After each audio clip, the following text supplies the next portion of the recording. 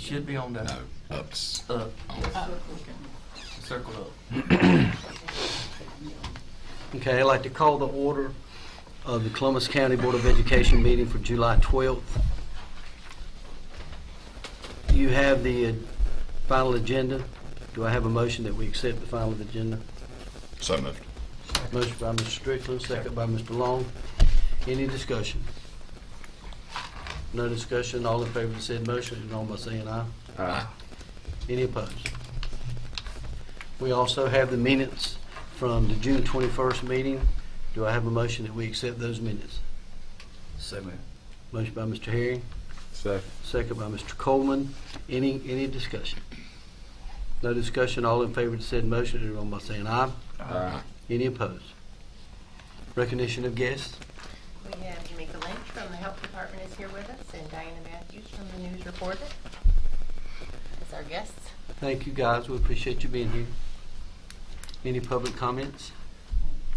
No public comments. Special presentation recognition? None. Curriculum instruction accountability? No. Student support services? All right, so the school discipline procedures, they're actually, whoops, it's kind of loud out there in the hall.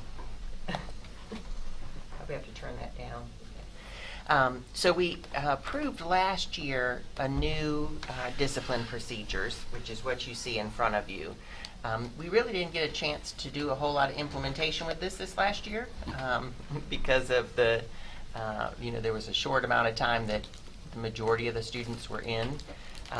So there weren't any changes to the discipline procedures for this next year. The principals felt like if we need to try it for some time before we make any adjustments to really see what it's like in more of a normal school year.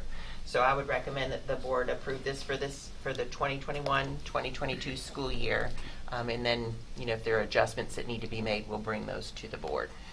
You have heard the recommendation of the superintendent that we approve the school discipline procedures for grades K-12 through 21-22 school year. What's the pleasure of the board? So moved. Motion by Mr. Coleman, Second. second by Mr. Long. Any discussion? Yes, I have a question. If discipline, if there's an issue that arises in a classroom, is there paperwork that a teacher must fill out and send it to central office or send it somewhere? But my concern is there's an electronic version. It's called Educator Handbook. Right. And all teachers have that. And when they fill out the referral, it is automatically sent to the administration at the school. So they get an email or a text message, a message saying there is a discipline referral for them to deal with. And so the student doesn't necessarily come with a referral. The referral comes to the office. my main concern is that once that's sent to the school administration, is that automatically in Columbus County Schools database so that we can go in and look at it? Yep. Or someone at central office and track things. So when the teacher needs to go on, what was that thing called again? It's Educator Handbook. And so I can go in and see, Jonathan, Dr. Williams can go in, and Dr. Piggott, we all have access to that we can go in and see what the referrals are that are happening. We can get pull reports from that. So when our referrals happening, certain days, certain times of the day, in classrooms with particular teachers, particular students, multiple referrals, all of that data can be pulled out of And that. that's one way that we can make sure that we're staying on guidelines here. That's right. Now, Yeah. follow-up question to that. Do you see anything that's deleted in the office?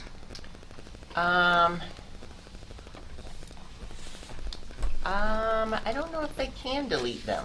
Okay. I'm going to have to check on that, though, All right. because I've never heard that. But I don't know that they can if it's been submitted. I don't think they can just delete it. Okay.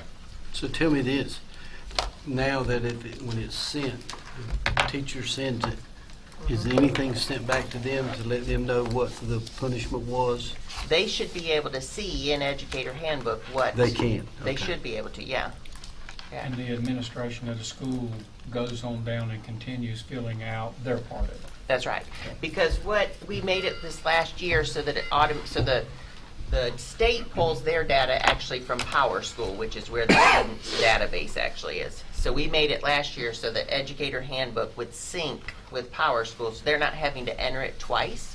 So they only have to enter it in the Educator Handbook, and then they have to go in and click a button to make it sync with Power School, but then it sends over to Power School what the actual incidences are for it to report to the state. And all of our teachers has had They PD should, on it and know how to do all this stuff. they should, but I can check again to make sure they all know how. I just, and I know, you know where I'm going with this, but, you know, there has been some cases where in the past, teachers, you know, send kids to the office for whatever, and, you know, they feel like nothing's being done or the handbook's not being followed correctly. And, you know, I just want to make sure that if the teachers do their part, it's going to, I've heard that as well. That's why I asked the question. I just want to make sure I was told they everything were is- deleted. Okay, all right, I'll check on that and see, because I've not heard that, so. Any other discussion? No other discussion? All in favor of this said motion, let it know by saying aye. Aye. Any opposed? Motion carries. Alright. The next item is the policy around uniforms and dress code. So, you know, prior to this last year, there's been a uniform policy for the district, and it was K-12. Before last year, the superintendent student advisory met, and they asked if they could make adjustments to the uniform policy. So they worked with their peers, and they brought back suggestions. And we brought those to the board back before the COVID pandemic really kind of happened. And it was approved that we would make adjustments to the high school uniform policy, which was to allow spirit shirts, to allow jeans for high school, to allow adjustments in terms of the sweatshirts and coats. Then when it came to COVID happening and people were not really going to be able to go buy things for the school year, the board approved for that policy to just be in place for everybody, K-12, and allow jeans, and basically a more lenient policy because of the lack of access to be able to go purchase school clothes.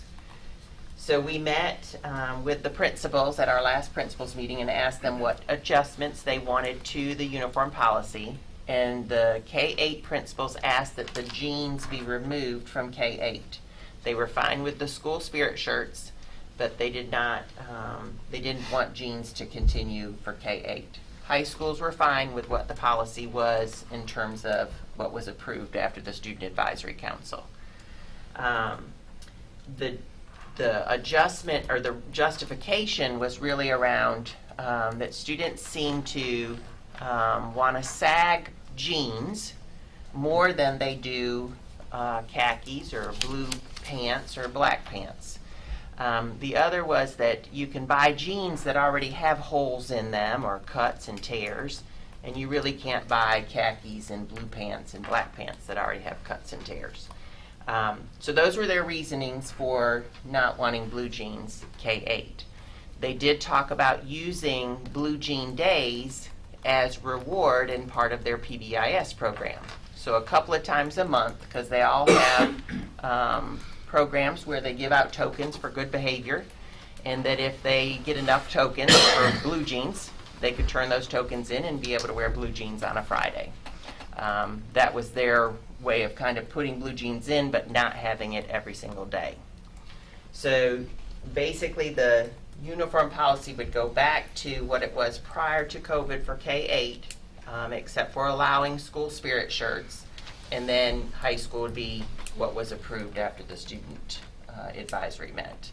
And so in support of what the principals were asking, that's what's being presented to you today, and that is what I would recommend to the board to approve, Mr. Chairman.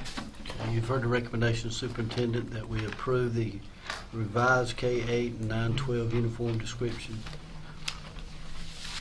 Now, dress. let me say just also, there have been some parents that I've just received a couple of calls, but parents of K-8 that have said that they would prefer that jeans stay in place, that they, they're concerned about still being able to purchase things at this point.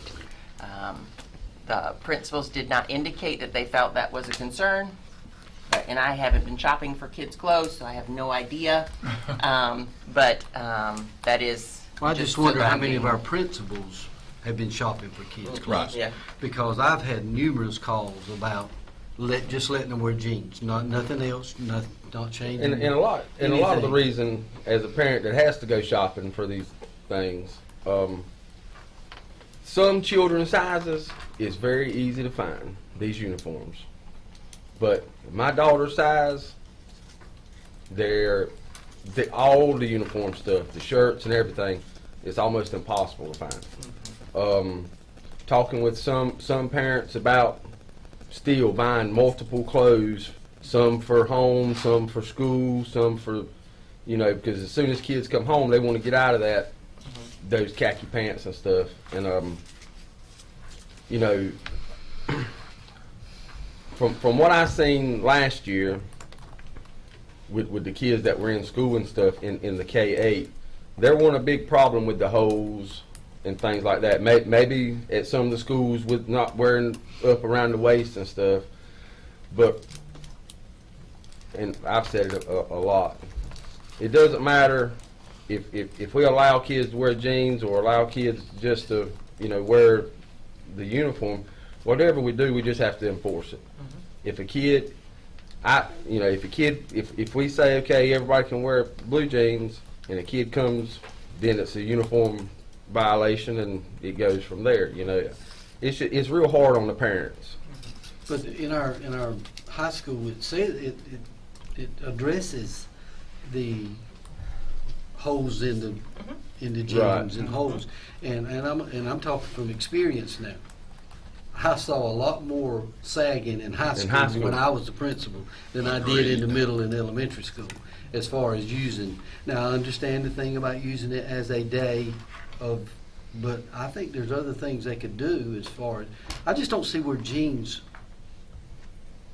would hurt. Is a And detriment the to thing that education. they mentioned to me is that it's just a lot easier not to mess up blue jeans than it is to mess up khakis. That's what I and heard, it says, Mr. Edwards. and they said it just costs when they get grass stains all over khakis, They're ruined. they don't want to wear them again.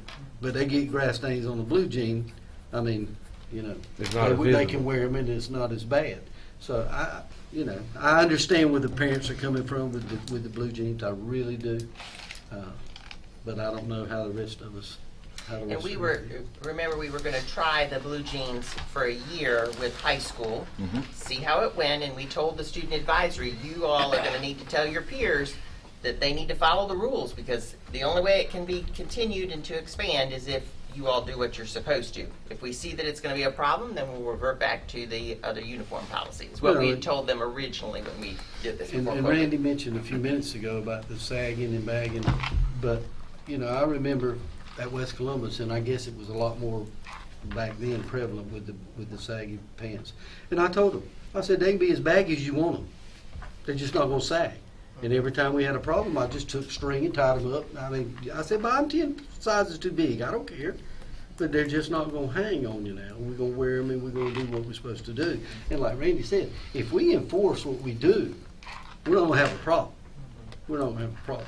But I understand where the younger parents are coming from with the blue jeans of the K-8. I don't know how we can have a dress code for high school and have a totally different dress code for K-8, myself. I don't think that's being fair to the students. I don't think that's being fair to the parents. Especially if you Yeah. got two students in the same house. That's exactly right. I think it needs to match for both. I'd be interested, was there a vote from the principals? In elementary and middle?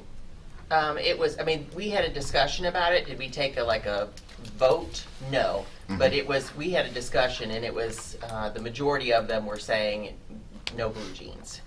Okay. There was conversation back and forth about it, and that was when we talked about the PBIS and using that as a, Well, I mean, but there was no official vote Very number. easy to handle, the cuts and pants and all that stuff. That's right. You put that out there that's the, those are not allowed, and when they come, you send them home. You call somebody and get them, and I mean, obviously we've got situations where parents are working, but, we use Columbus County being a high poverty county and everything else when it's to our advantage, and I think we need to remember that with the dress code. So, Mr. Herring? what you think? I agree. I think I don't have a problem with them wearing jeans. I think, most of the ones that have the cuts in them are going to cost you twice as much anyway. that's exactly right. So, Yeah. as long as, a blue jean to me is just like khakis, as long as they're neat and fitted right. So I don't have a problem with them. A young girl wore a pair of, we were somewhere, me and Mary Donna and both of my boys, and they were like, that pair of jeans with holes and cuts and everything were like $100 plus for a pair. Yeah, I mean, I think the key, and I think Randy mentioned this, the key is enforcement. If we're going to have a dress code and we're not going to enforce it, ball it up, toss it out the window, because it's doing us no good. And I would say, when I go to the schools, the majority of our schools, for the most part, are enforcing the And dress code. I don't see a lot of, now, I will tell you. You don't have a things kid I- in the school system. When I've seen things that kids have worn before, when there was not a uniform policy or a dress code, we Right. don't see any of that. Yeah, no. Right. We don't I see agree it. wholeheartedly with you. But We have to have something in place, but whenever I go shopping for my little girl, like for school, I can't shop in the teen section to get her no khakis. I have to go to the women's department, and they're women's clothes, Cut 'em off.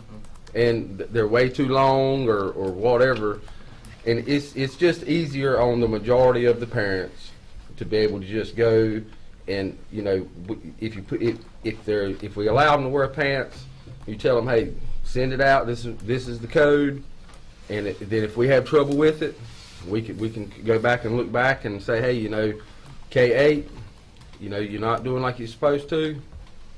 You got to wear military uniforms or whatever. So And I tell you something, as a principal, and I understand where some of the principals are coming from, is when I used to get them third or fourth period, and first and second period, nobody said anything Right. about it.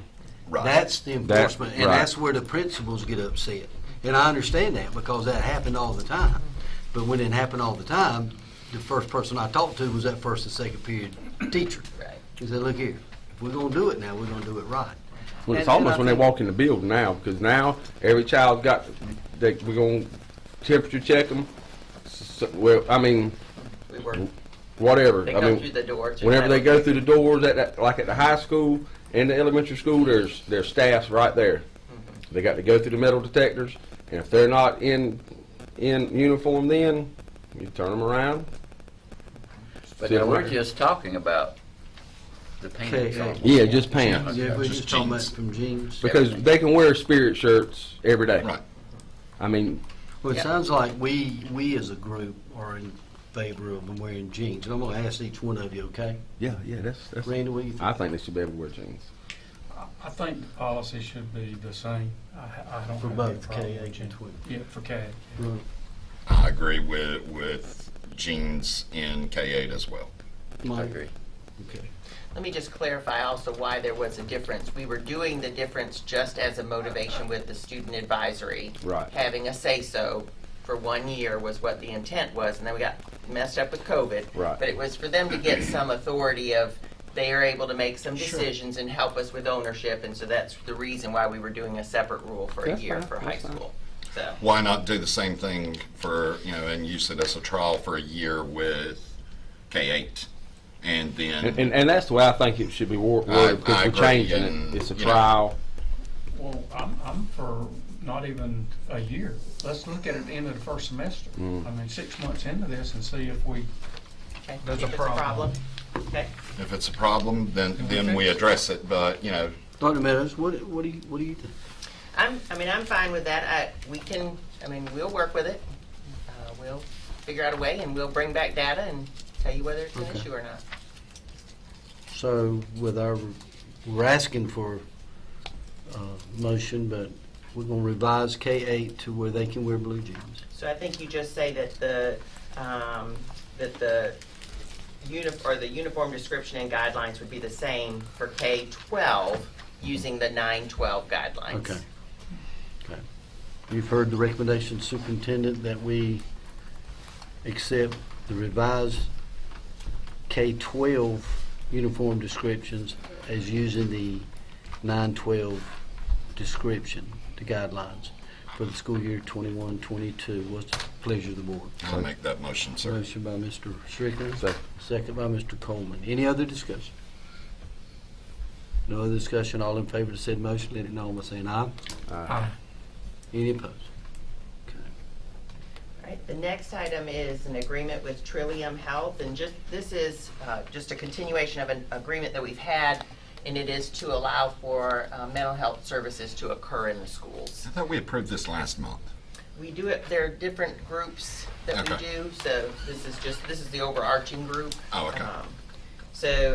I recommend that the board approve this agreement for us to continue those mental health services. You have heard the recommendation, Superintendent, that we approve the memorandum agreement with Trillium Health Resources. What's the pleasure of the board?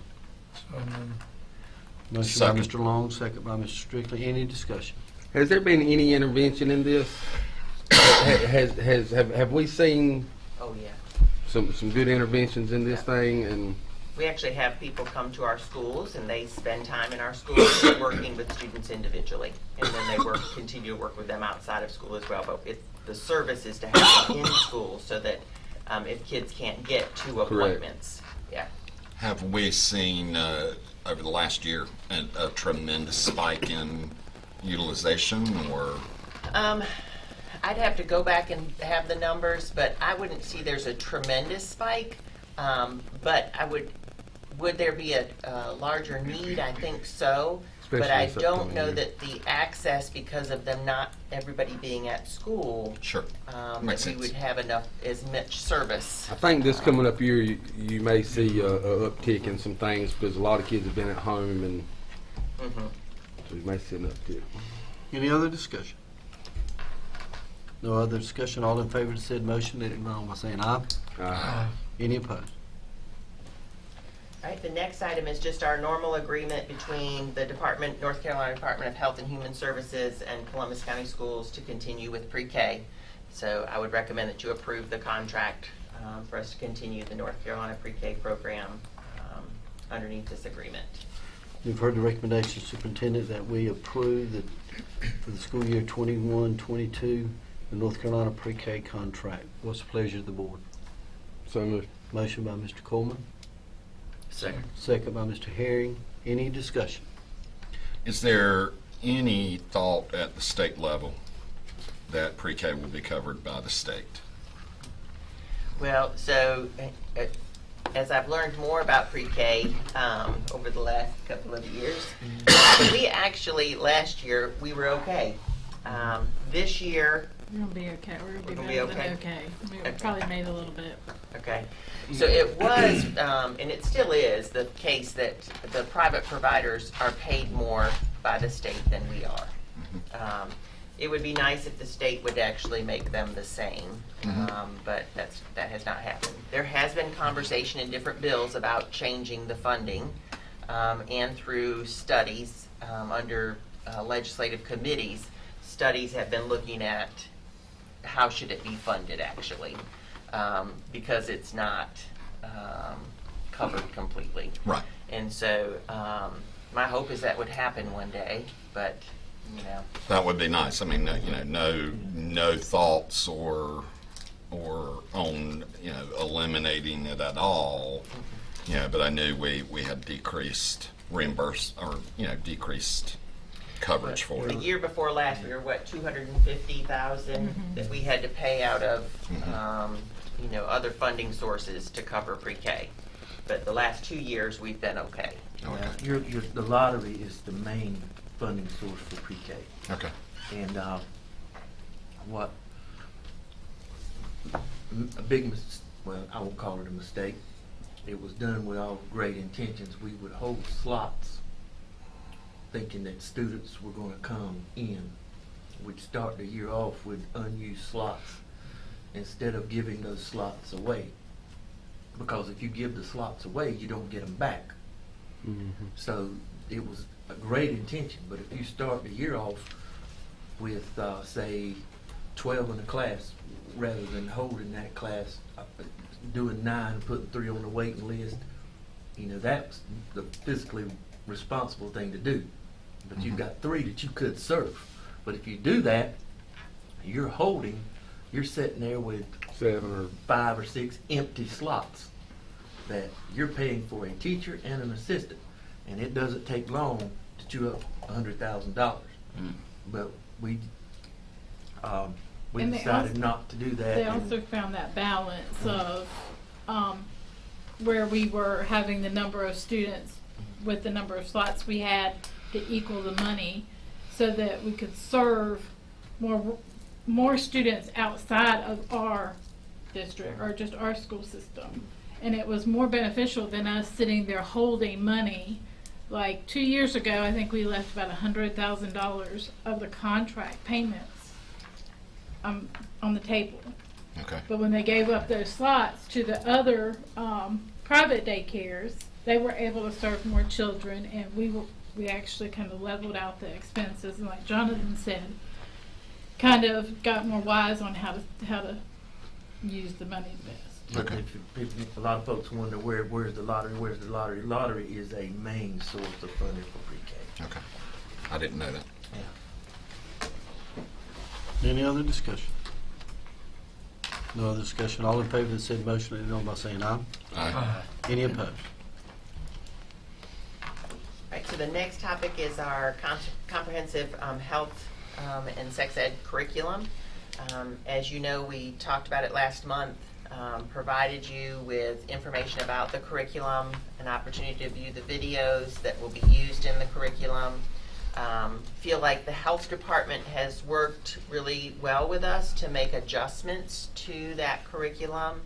And we have an understanding about, if there's any change that has to be made, that it would come back and we would make sure that it's approved. But I would recommend, because of the relationship that is happening and the partnership that's being agreed upon, that we approve and move forward with the curriculum that the Columbus County Health Department would provide for this next school year. You've heard the recommendation of the superintendent that we approve the partnership with Columbus County Health Department to provide the comprehensive health and physical education curriculum for the next school year. What's the pleasure of the board? So moved. Motion by Mr. Strickland.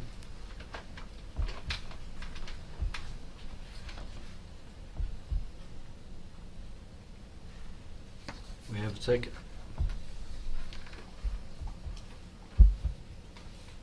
So that's still with an opt-out.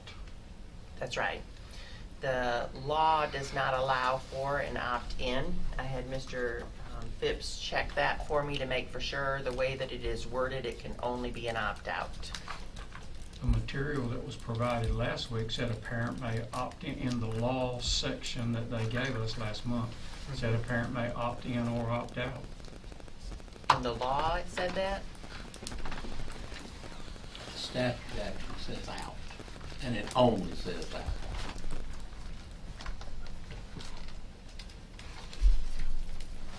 If I can find it.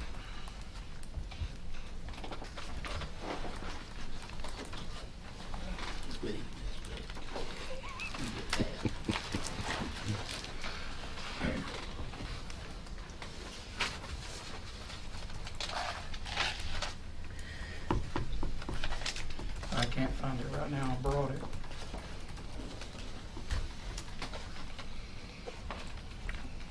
but the sheet that was provided to us last month on the very first page of the section that had North Carolina state laws said a parent may opt in or opt out. Let me go back to that, see if I can go back to that. And I thought sure I brought that sheet with me.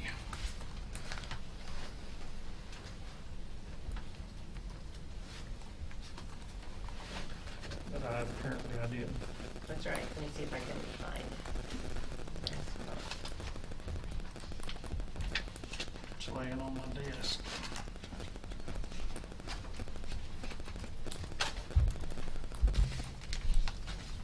I don't have Well, while we're discussing, I felt much better about, As did I. I felt much better about the videos. And And I'll tell you all, I did a little research, and I actually did some searches out there on sex education and sex statistics for high school students. When you look at the average age of sexual initiation of 16, you need some education. And I know we're talking about our PE teachers providing it, but my concern, we have an outside group to do this. It certainly helps our PE teachers who are not necessarily comfortable. For instance, Jason Jones at West Columbus. Jason Jones is the 9th grade PE teacher, and it helps because of the fact that you have a male that's teaching sex education to females. And what is the comfort level there? well, one thing bothers me is that they feel uncomfortable. Well, Because they should not. They should not. Don't disagree with you. I think that they, I remember when I taught it, our whole county came in, and Kelly was at West Columbus, and he came over and videoed our class at South Columbus. Now, one of the teachers didn't feel comfortable, but I felt fine with it. And then we had girls and boys in the same class and never had a problem. But I think if we have someone that is able to do it and do a better job, I'm all for that. well, But it just bothers me. that's the point. You stated what I was trying to say better than I did, but we have someone that has that's exactly what they do. The actual statute says each local board of education shall adopt a policy and provide a mechanism to allow a parent or a legal guardian to withdraw his or her child from instruction required under subdivisions 10 through 13, which is the sex ed statute, or the portions of the statute that applies to it. So we have to provide a mechanism for them to opt out. Opt out, yes. Okay. So what is going to be our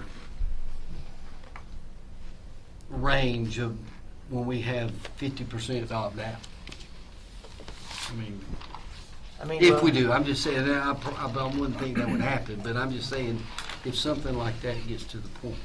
I think with the adjustments that we've made and the communication that we send out, and we have already talked with the high school principals that at the beginning of the year, we will send out information. There was a suggestion about at open houses that we provide information, 9th grade open houses, that your child will be in health and PE this year.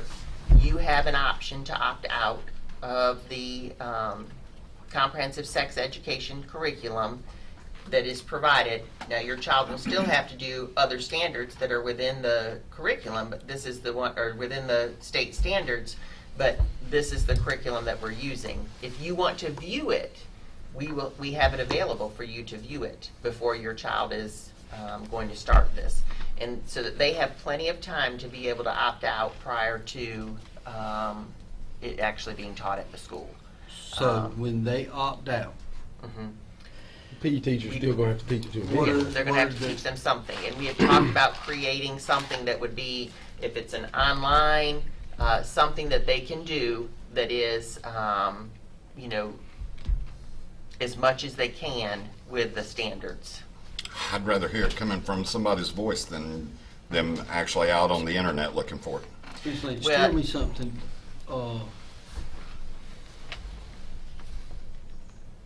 what, the first year before last, when everything was kind of normal, how were the kids? Tell me about what the kids, what was their response to the program?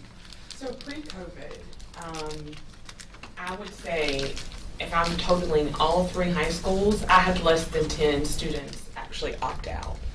And it gave me a really great relationship with the students. I think that obviously initially when they realized like what this is, they felt really comfortable within just a few class periods. I can speak to East Columbus. That coach, Jeff Gainey, was really welcoming, supportive. Jason is newer, so it was previously Trey Nye, and I know for a fact that he actually was really uncomfortable, and but also really supportive.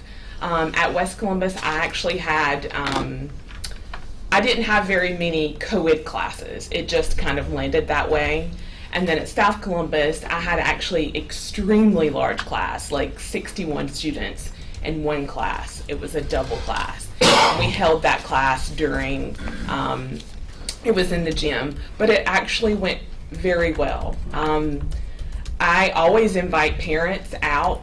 Principals will come by, watch me, talk to the kids, answer questions, share information with them, do the videos. I really have a great relationship with my students, and I absolutely make it my job to make sure they feel comfortable enough to ask me questions. And I'd like to speak to something that you said, Mr. Strickland. You talked about data, because numbers don't lie.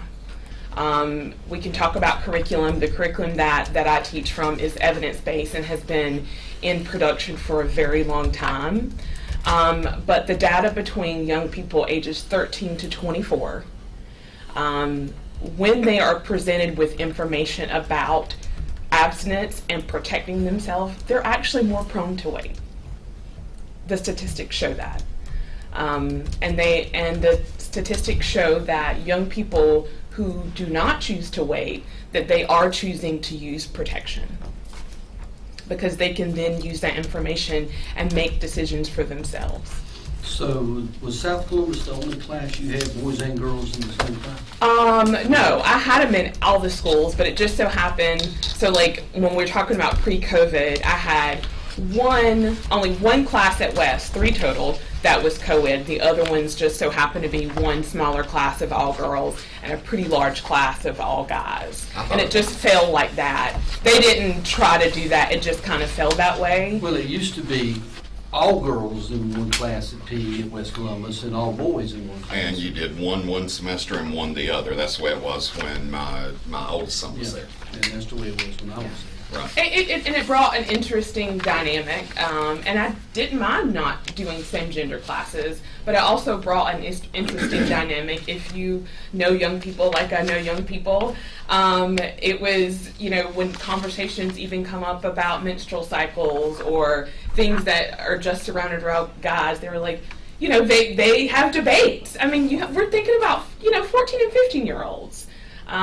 So it's a really good, healthy conversation. Well, and honestly, you guys would be surprised at the When conversations. they're positioned and are serious about it, it takes them a few meetings to Yes, get serious about yes. It does. Because when I had it at West South Columbus and we had 50 and 60 in the Right. class, because I had both of the classes, they were very, very good. Yes, They were very I have good. no behavior problems. I literally, in the time I started at Columbus County Schools, I started in 2019 when you all approved me initially, and I will have to speak really highly of Mr. Adam Thompson. I had one student who was giving me a hard time and honestly never had the problem. So when I mentioned something to him about it, because he was disrupting, even the kids were like, "Miss Lynch, can you please do something about him?" went to Mr. Thompson, and he immediately handled the discipline problem, and super supportive, no other problems since then. I have a really great working relationship with not only principals, but all teachers at the high school. Let me ask a question. This is something that I've just heard kind of like through the Sure. grapevine. What percentage of your PE teachers actually sit in while you're... So depending on what the subject is. So if we're Understood. talking about normally the condom demonstration, they step out, especially if it's all girls. But typically they stay in. They may walk down the hall, but typically they're in there. I will say if I have a class that's all girls and it's a guy teacher, they're like, can he get out? You know? Sure. So, and of course, it's their class. I'm during that time, so I absolutely respect their space. And they feel really comfortable to kind of let the students have their time with me so I can have a relationship with them and they can trust me. It's a very sensitive topic. So, The only thing that I'm going to say is, whenever we get, if we vote to do this, I think that it should be separated. Girls in, no boys in a girls class or girls in a boys class. I have a daughter, and some of the things that she comes home and says that these little boys say to her without more education at school on it, that I have a problem. So once we do the vote or whatever, if this goes through, I think that should be, separate the classes, because if you're going to teach sex education to a boy, there shouldn't be a girl in the classroom. If you're going to teach sex education to a girl, there shouldn't be a boy in the classroom, because that just causes experiments, troubles. And that, I think that's where one of the bigger issues is because then you're going to have immature 9th grade boys or girls making slight and rude comments. that never happened in my But class. it may not happen in the classroom, but Afterwards. after the class, in the gym shooting basketball or whatever. Randy, that's probably gonna happen all the time. Well, But never, I'm just we're saying. talking about young people. Never once would I even allow a young boy to disrespect any young female in my class while we're Right, implementing that. and Absolutely not. And I don't think that any teacher would allow a student to disrespect another student, but it's the unknown. It's when it's done in the lunch line. It's when it's done, because I'm telling you something. That can't be controlled. But when my daughter comes home, if my daughter comes home crying about it, I've got an issue. Well, in those And somebody else situations, is gonna have an issue. well, and in those situations, it needs to be reported to the administration, and the administration needs to investigate and address it. And I think, we can, in some situations, we can do that. There may be situations where there is no way to schedule the kids and get the classes where they're not co-ed. And I think, and like I said, if we vote, whenever we vote and it goes through, I think in there lies the problem, because we've got to protect every child, male and female, from sexual discrimination or rude sexual comments from people. Well, I mean, And- absolutely. And if we vote to have a class that's going to teach sex education, and we cannot separate the males from the females, then we're not equipped to have that class. Well, but. I mean, that's my feeling. And I understand that, but let me just make sure that we're all clear. We don't have a choice whether we do it or offer not. sex Right. education. By law, we have to provide sex education, comprehensive sex education. So it's not like we can say we can't provide it because we can't offer it with just males or just females. And so we have to provide that out there in some way. And I understand what Randy was talking about, because I think there's always some boys are gonna make comments. But one thing I found teaching this with 40 and 50 in a class was at the end and through, starting with the middle and going through, the boys had a lot more respect for girls You better after believe that. You better I believe that. really believe that. And I saw it. I saw it. Same. Now, like you said, there's gonna be, Yeah, I mean, there's I gonna be just- some hard-headed boys that are gonna say some things that they shouldn't say. And girls. that Well, say and things girls that they too, shouldn't probably say. a lot more now than used to. Yes. But, yes. but, Well, I think what we as a board need to remember, we started this program in 2019. We are required by law to have this program, whether it's taught by our health department or whether it's taught by our teachers. We need to keep in mind that we did not have an issue or voluminous complaints until the videos that were put forth by the state last year. That has been addressed. I'm fine. I watched all of them but one, and I couldn't get it to pull up. And, is it difficult conversations to have? Yeah. But I would much rather a child or a grandchild of mine to have that with an adult present than to have that based on what they see on the internet because or on TV. So what we have to decide here is, are we going to do it through the health department with a person that is trained to do it, or are we going to have our PE teachers? Because we don't have a choice on it being done. No, I understand that. well, and one thing that I think too is that we need to look at not necessarily how it's being done, but to make sure that as our kids hear it, they feel comfortable, and I really think they have. And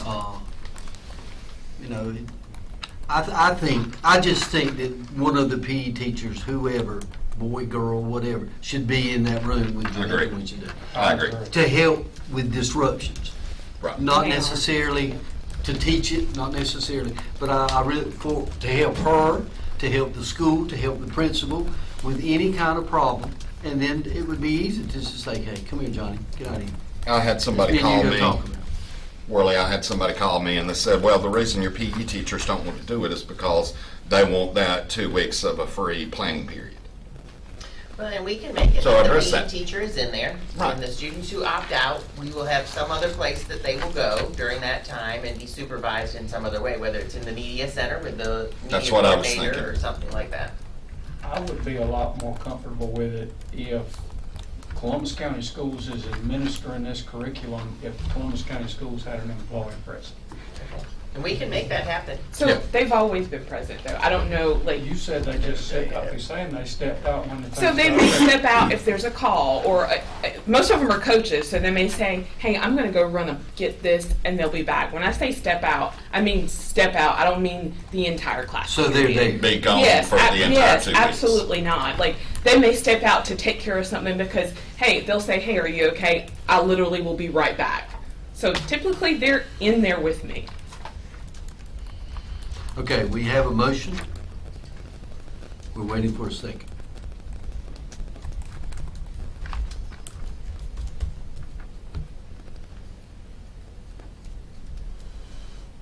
So I guess the motion dies. Right, Mr. Weed? That's correct. Motion dies for lack of a second.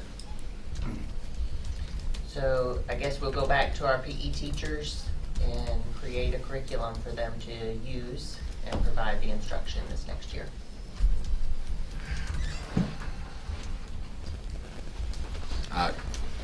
Guys, we're making a mistake with that. I'm going to tell you. We're making a mistake.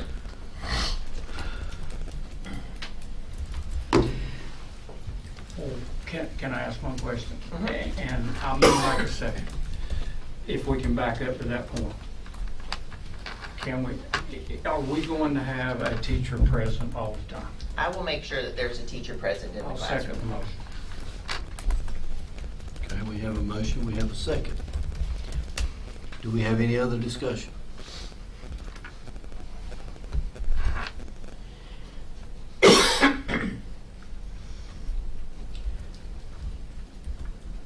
I'd like to say something. how are we guaranteed that those are the only videos that the children will see? I mean, I hear that, yeah, we'll hear it, but how can we be guaranteed that? I mean, I don't know of any guarantees, Monty, in the world, Mr. Herring, in the world, but I believe that with our partnership, I think they understand, the health department understands that we are serious about this. I believe everything that's happened, that they understand that we are serious about this, and they know how we feel, that what has been approved, what we have approved together, and there are multiple witnesses as to what has been approved, from Kathy Lewis to our PE teachers to you all, as to what's been approved. To the news reporter. To the news reporter. She has seen what's been approved. Right. So that's what's going to be displayed and what's going to be used. If any change occurs, and we have said that, any change occurs, it comes back to Kathy Lewis and myself to then bring back to the board. I'm going to make a comment about that. And Jamaica, when you made the comments in our last meeting, Columbus County was not ready for those videos. Absolutely. I think Absolutely. you're at the same point that we are Absolutely. with the content of the videos. Absolutely. So, I think, with Jamaica coming to us, being here tonight, being here the last time, and the flexibility, I think she understands and understands the needs and will follow, what we are asking. And as I just promised to Mr. Long, there will be a PE teacher in the classroom. Right. So they've seen what the curriculum is. They know what's been approved. So if they know what should be taught and what should be used in that classroom. And to me, now Columbus County school system has a responsible party in the classroom. Correct. And If there's somebody that could lose a job for something going wrong, otherwise, Right. and I have no doubt. Yep. And to be honest with you, the videos that we were shown this week, I'm okay with them. They, to me, are 100 times more age appropriate than what we saw before. I just kind of sort of echo what Monty said. I think putting the teacher in there with them, And just I makes don't me think feel they better. should be, they don't need to leave the classroom, they don't need to be used as to cover another classroom during that time, they don't need to go work on the baseball field or go amen, bro. do nothing. That's their class time, we pay them to be at school in that class period, and if they step out longer than to go relieve themselves or something, then they're going to be held responsible, and they will be looking for a new job. And I'll tell you something else too, that would concern me. If I was the principal, I would want to be in there some. Right. As the principal. I would want to be in there. Every principal has walked into my classroom. Good. Absolutely, addressed me, told me thank you. I also like to, if I have space to respond to Mr. Herring, is that you talked about a guaranteed, and thank you for mentioning that, Dr. Meadows, but right, so the only 100% guarantee I give my students is abstinence, right? However, I would like to note that since the last meeting, how tirelessly me and Miss Lewis and even Dr. Pickett, as well as Dr. Meadows, I am in full understanding, and I'd like to note that this was not necessarily videos that I picked. They were from the state. As you remember, we were in a pandemic and we still are. And when you all approved me in April of 2019, there were no problems from you all, from the students, from the parents, and from the state. And we had no issues. I'd like to reiterate that. No problems with co-ed, no problems with behavior, no problems even with teachers. I also like to reiterate that if there is a change, I will most definitely be having a conversation with Ms. Lewis. We will go through it. You all will view it if the change needs to happen. That is my job. That is what I'm here to do. Thank you. Well, and we want you to understand, Jamaica, that as parents, we have children, but we also have like 5,500. children. Same, that we- same. And I know that, and I know that. Same, they are And my that- responsibility. And I Yes. very much put Yes. trust in you with this. That's Absolutely. exactly right. And I know, so I, you know, as I feel more comfortable Well, and with this last. on the other side of that issue, you've got 5,000 kids, but we've got 10,000 parents looking at us, so. This you isn't know, the first time and I've they heard are no or dealt going with to holler at parents. us Yes. because Grandparents. we're responsible. Right. I'm completely aware. Well, like I said, and I think part of the key is, you know, we didn't have complaints or an issue until this past year. This past year has been addressed. So, Any other discussion? Okay, this might be something that we need to vote individually. What you think? I mean, you fine can with call a vote, it don't matter. All right, Whatever we're you just do. sorry. All in favor of said motion, let know by saying aye. aye. Any opposed? Aye. Motion carries. Thank you. Thank you. Have a good evening. Thank you, Jamaica. Thank you. I'll get in touch with you. The next items are just a review of information, and Dr. Williams, you want to review any of that? We have sent payments to Shostak Design for West Columbus in the amount of $11,617.24, and to Tabor City, $10,844.45. That's for just continuing the process there. We approved payment for $86,466.59 at Tabor City. Martin Hill Construction Company, they had a pay application number 2 in the amount of $713,862.46, and we sent that about 2 or 3 times. Today being the last one, while we get that process worked out.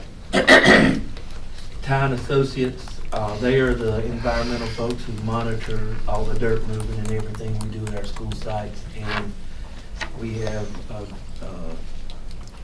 paid them this month $3,216.76, and that's for the West Columbus. Item E, Wait a minute. go ahead.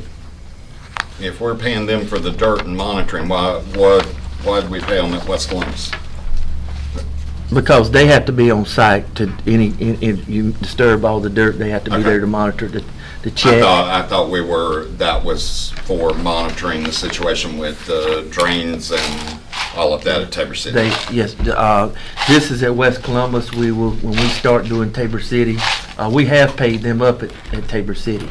Okay. But when we start actual construction, moving dirt again, they'll be back on site. Okay. Okay. All right. Thanks for the clarification. That's all right. It runs together sometimes, it does. West Columbus, the school allowance summary, in different phases of the construction project, you have allowances, and basically what that is, that's contingency funding that is in there in case things, for lack of a better term, I'll say surprises. And that comes out of your allowance dollars. And if you look down those sheets, you see in black, the things that are in black are actually credits. Like if we're constantly looking at things, and if we find something that, hey, this is in here, actually now we don't need it, that goes back to the contract and we actually get a credit for it. I.e., when the school was designed, we needed wired labs, and now we're a one-to-one district, and school districts are getting away from the wired labs because of that now, and which amounts to a pretty good sized savings. We get a credit for that. Another big example of a credit that we're going to be receiving will be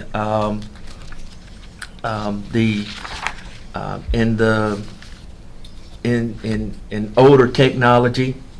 You had a base plug near the wireless access point because you might need to plug in a projector or something. But now you know you don't need those things. So Adam, Chad, those guys, they'll look through and they find these things and say, hey, we don't, this was an old dock. You got a base plug about 8 feet in the ceiling in every classroom. We don't need that anymore. So that's one thing that's been taken out at West Columbus. Now, it won't even be put in at Tabor City because all of the adjustments that would make it West Columbus applies to Tabor City. That will be a credit, which they haven't figured yet. But what you see in red are actual things that might run into that allowance figure, such as unsuitable soils. Those are the things that you just simply cannot detect till you get in there and start digging.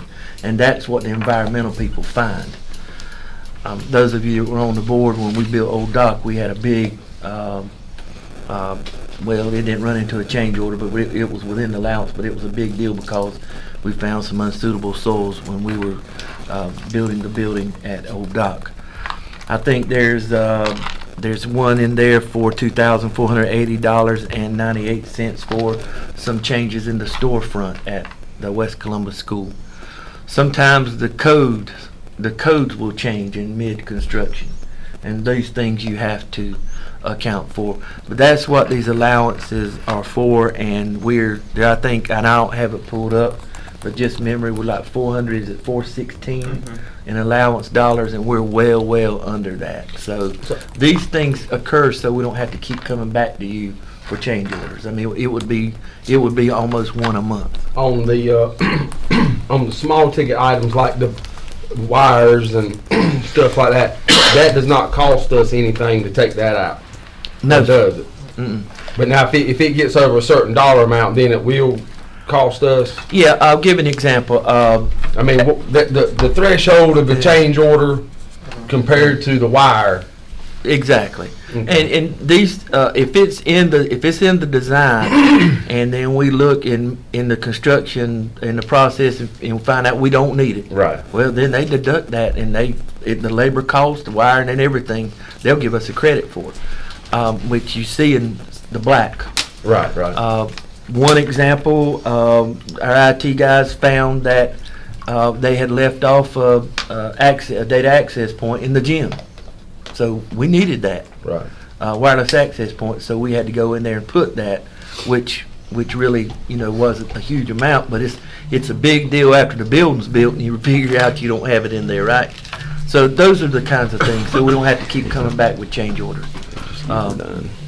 Big ticket item like the delay, that kind of thing, we have to come back with it. Correct me if I'm wrong, Jonathan. So the original allowance fund was $424,000, Yeah. and there's an allowance fund of $80,000 for unsuitable soils. So as long as it stays within that allowance, We're good. It's not a change order coming Right, back to you. It's right. when it's outside of that allowance or there's no allowance for it, then it comes back to you as a change order. Yeah. And see, now we're down to what? Was it 416. Yeah. Yes, 416. So where we're at now. So So we're we're doing doing good. well with that. We're doing very well. And hopefully we'll stay that way. We only need you to find us 951 more thousand Yeah. that the Historical Society cost us. We'll keep looking. So how are we looking at Tabor City, John? Had a meeting today, and Dr. Meadows and I met with Mr. Madden, Amanda Prince, and Jay Leatherman. And we actually wound up getting our USDA rep on the phone and David Clinton on the phone for a conference call to set up this timeline, because we don't want another scenario like we had with the what happened was they had an actuary study and an audit that the county had to perform, and it took time. That was the main cause of the delay. We're trying to avoid that.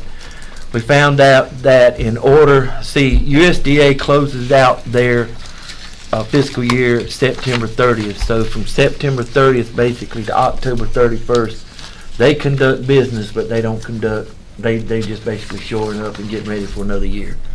So They don't Here- approve anything. right. So here's the deal. We looked at it, and if we're lacking some final comments from DPI for David, then our plans have to go to USDA to get their final approval. Then we can have a bid meeting, pre-bid meeting. If we do that, the earliest we can receive bids, the earliest is the end of August, the 1st of September, the earliest.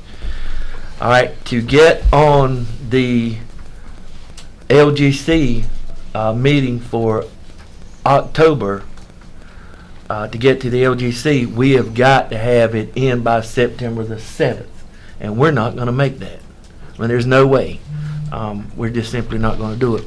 Now, Because it does have to go back to USDA for commitment letter on funding Yeah. because of the what they said today, the USDA applied half of the needs-based grant to each site. Right. And it was not supposed to be. It was only supposed to be to Cerro Gordo. So when they did the commitment of the funds, they had divided that. So they haven't committed enough for the Tabor City project. So it has to go back to the national office for approval for that commitment. So that would have to happen between the bid and the September 7th date. And so we're that's, exactly, and we're so if we don't get in the October LGC meeting, the whole push to do that was so we can use this past year's audit, okay, on the county. from the county. And so we're not going to make that, so they're going to require a new audit, all right? Which is exactly what we ran into last year, to the letter. And we're not going to allow that to happen again. So, which simply means that we're going to be pushed into October bidding. We're just right now, we're just estimating an October 1st bid date and bid opening around October 31st, November, first week of November with receiving the bids. You meet, approve the bids. But after the contractors submit their bids, David looks at them, tallies them, sends us a formal bid sheet. Your 60 days that they hold their bid starts on that day, which means we will meet. So you can, That day. right there. All right. So. I was and- going to say, just call a special meeting. Right, and what we're gonna time it out, so the bid opening date will be on the day you meet, probably that Monday or, whatever. We're gonna start there and work backwards. And, so that will put us that will give us 60 days to get, on the calendar for the LGC meeting on January 4th. So we're gonna be fine as far as the audit for the county. The county will have to perform a new audit, So that's gonna have to happen. and that's gonna have to happen. I've Yes. got a quick question, and this is it. People, somebody might think I'm crazy. I don't know. The county did not approve the little housing development that was going in. So there are rumblings that there's other sites that they're looking at for to bring in housing, 250 homes at one, and different things like that. If we get a boom of growth, are we in a process of trying to make a plan? And I know with everything else we have going on, but I mean if they put in 250 homes in the Guideway community, that's going to be a boom right there. When the county tells us that they have something that might be happening, we will work to try to figure out what is Right. our plan gonna be for that, how are we gonna handle it? And make adjustments based on that. And have a conversation with the board as to how are we gonna work through this. So I mean, I just with the new forward thinking of that we have with the county as far as really wanting to bring in more people, more jobs, and things like that. I just Yeah. Yeah. kind of looking forward at some things that may be in the pipeline in the next 5-6 years. Yeah. You Definitely. know, and I just Well, and I'm sure as we look at that, we want to look at school sizes at other places too. That's right. I think our county's been. I think there's all of a sudden an awakening that no doubt. we've got big money coming out of Brunswick County, New Hanover, Horry County into our county to buy our cheaper land, build more affordable homes, and they can still make the same amount of money as they can build a large house in those three counties. And I think that is something in our commission. It's coming. They're starting to realize and starting to deal with, but that's going to happen. Well, the tax revenue's got to come in. Well, the prediction was there, and I believe we're going to see it. We're going to see it happening. And you know, and I think it's going to be at two at the southern end and the eastern end. Yeah. And you know, we just really have to we have to be prepared, because I know at the eastern end, if we get a boom down there, something's going to have to be done quickly. Yeah. At that site. So you know, and I don't want, and we didn't. I just don't want to get caught in 5 years on the western end or the southern end saying, man, we just don't have enough room for these kids. We got to build another school or turn the South Columbus into a K-8 and build a new high school. I don't know all the and things. that could happen. Right. I mean, if there's a big influx that no one's told us about and we don't know, and we may have to make an adjustment like that. But that's happened in lots of places. It has, and that's a great thing, and Right. and I want to see that happen. Yeah. But you know, I just we'll want deal with that if it comes. Yeah. But it's but I think I want us to make sure that the public understands when we consolidated and we closed sites, right. the board made a decision because that is fiscally what we needed No to do at doubt. that Yeah, time. yeah, no doubt. And so when we move forward, as more revenue comes in, people come in, we start seeing Make growth. more adjustments. Then we're gonna make adjustments. Right. And so that we can be fiscally sound and we can provide a very good education for kids. And I think that you know, whenever businesses come to a county or people, they look for the plan. And I think that we have been gathering a plan, and you know, maybe not. I know we can't do it all overnight, but in the next 6 months, we may need to sit down and think about a plan. Because if a developer wants to come in and build 250 homes at one end of the county or the other, I mean, it would be nice if the school system had a plan set out to, hey, this is what, if this happens, this is what we're going to have to do.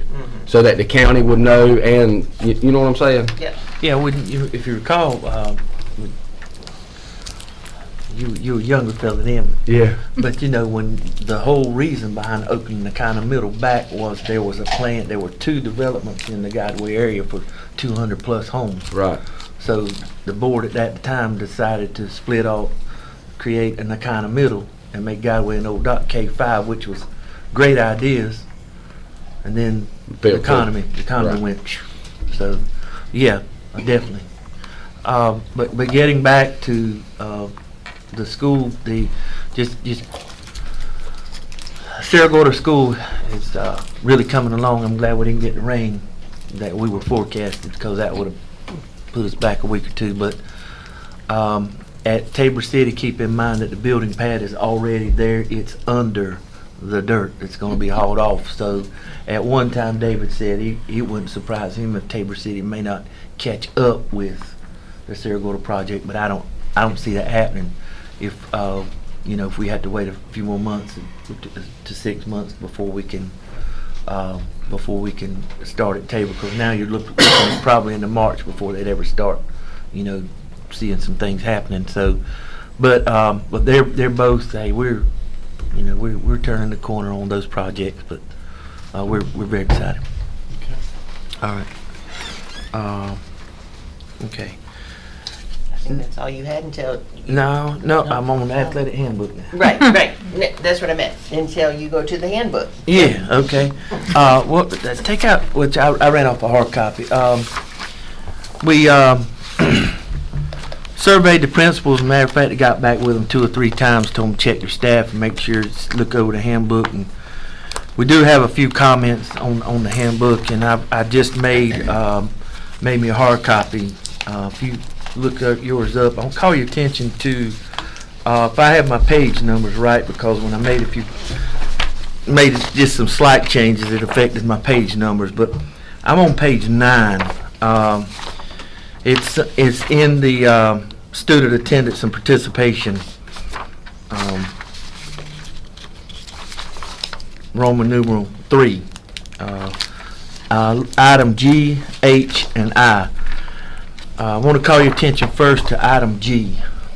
Item G says absent a bona fide move, any student who transfers from one school to another school within the district will be ineligible for athletic participation for a period of 365 days. If a parent or guardian of the student athlete is a Columbus County employee, the Board of Education may grant a waiver.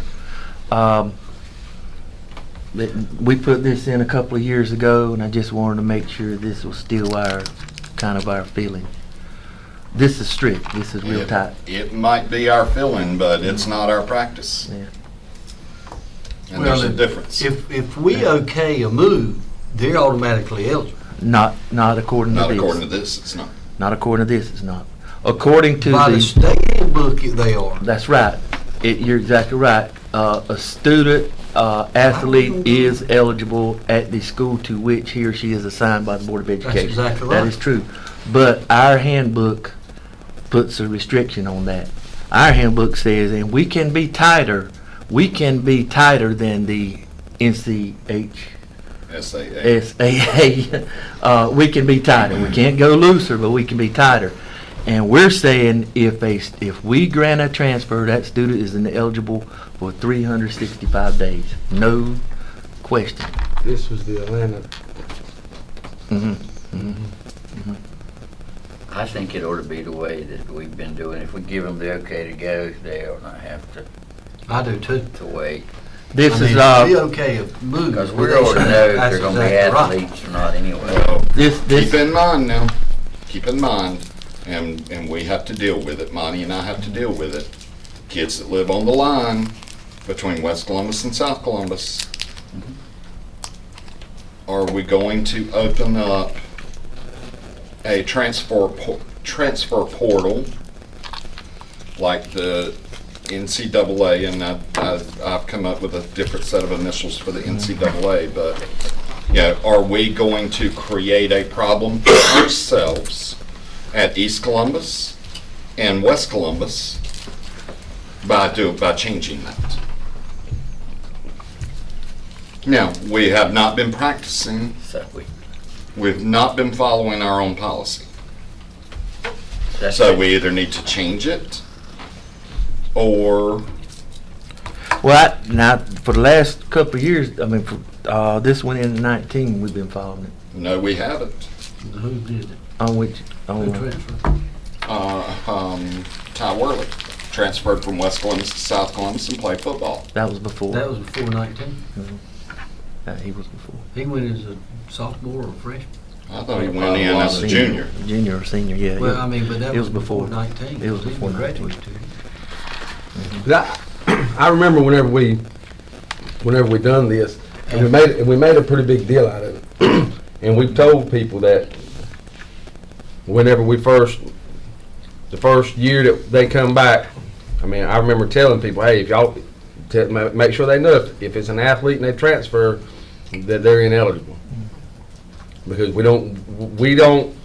If you're transferring, it's for hardship, and playing athletics is not a hardship. That's if you transfer schools, it's because of hardship. Well, I think if we can avoid what happened down at East that time, we need to leave it like it is and not let it. We need to leave it in. This was the concern of one of our principals, and it is tighter than the I like it tighter because we've been so loose on things. We've been so loose on some things. Things get out of control, and things had gotten out of control from kids transferring. I like it. So well, and their thing was, well, the child can transfer in the middle of the school year. They transfer at Christmas.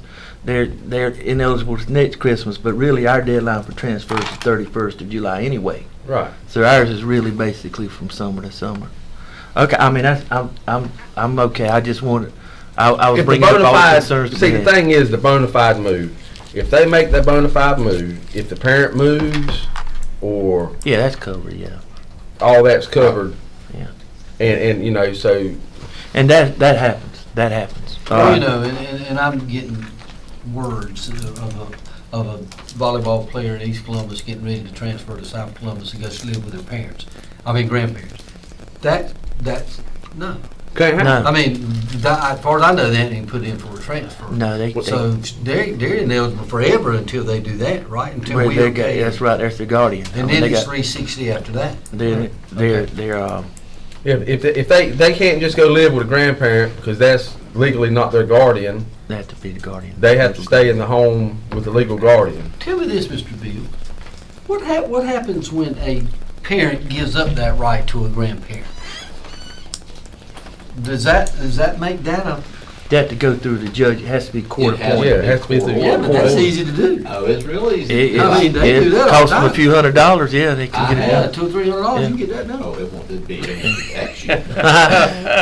Maybe been like that. But it'll get done. Yeah. Yeah. And the thing about it is, when you do that, you're actually changing the custody of the child, the physical placement, which is what the board looks at, who has the physical placement of the child. And they can change it, and they can change it consensually, if they both sign off on it, a court may never hear it. It's just done. Right. Right. Yeah. And we don't. And we tell them now. Look, if you do that, They can't. then if this child gets into something, we won't be calling you. We'll be calling grandma. And then Whoever that's assigned custody and before people do that, they also need to look at a lot of things because if something happens to that grandparent, I mean, when a parent signs over their rights, they're no longer legally, they have no kinship to that child. Legally. So if I sign over the rights to my daddy, to my child, and my daddy dies, then my child is a warden of the state. And some people think they can just do a notarized statement, and No, that's you not don't. going to fly. Some people still think that. Okay. So we'll leave Question that that like I- that, right? The question that I've got is, these people that are transferring that to have for the last couple of meetings, because I'm new to the party here on this part of it. So we grant that child a transfer for 1 year. So that child can never play sports. Because if they want to come back next year, it's 365 days from then. And if they want to transfer him again, it's 365 days from then. Yeah, that's right. So- If you allow them to transfer to South or East or wherever, and the next year they say, oh, I didn't like that, I want to transfer back, That's it's 365. That's right. But if the parent still lives where they did and they're going to transfer them to South again, we did some of those, they Oh. still can't Well, play. No, that's just a one-time thing. Yeah, that's what So In-house, in-district transfers are permanent, aren't they? It's the only ones that transfer out of district that keep coming back, right? We have No. some All of them? Everything comes back, but I think that it would be my understanding that the 365 is for your initial leave. That's the Unless one. they go back, come back. Unless they, like if one goes to South and then wants to come back to East. Right. But then, That's not what your policy I says. might- now let me ask you a I might need to question. rework that, but the intent is If- the first time. if a At child, the time this was written, that's the way it was. Right. Once we let somebody go, they were grandfathered, Yeah. period. So I need to kind of reword that. the only question about if they come back, they don't have to have a transfer to come back, or do they? So if a child leaves East Columbus and goes to South Columbus, stays there 1 year and don't like it, And their parent resides in, at East Columbus, they can just go to East Columbus the next they year. don't need a transfer. Right. They're in Right. their district. So then they can play sports at East Yeah. Columbus that next year. Because it's not an actual transfer. It's just Are you going- gonna talk about I-2? I'm sorry. Yeah, IH. Let's see. I don't know. Oh, I just started that because I moved it from another section to right there. And that that rule's been in place for a while. If a student quits, if a student transfers from one school to another during the sports season, he or she is ineligible till the conclusion of that sports season. Right. But if they move, they're not. Absolute bona fide move, that's right. Okay. All right. Athletic participation is open to school students in grades 7, 12. A couple of our middle school principals with small numbers have requested that we allow 6th graders, and I polled all the principals, and they're fine with it. But we're going to have the only, and I won't call it an issue, but we're gonna have a transportation situation at Oh, at East Medilco Green. Elementary. Because, students who, if I'm a sixth grader and I wanna play sports, it's not fair that child's parents have to drive them to East Columbus or to Hallsboro to play. We need to provide transportation for him or her like we do every other child. See, since East Columbus is in the Hallsboro district, they can, if we're practicing at East, I can get on a Hallsboro bus and go right to East Columbus. I can get on a Hallsboro bus and get off at Hallsboro Middle. I can get off on a Tabor City bus and get off at the complex. You know what I'm saying? It's like football.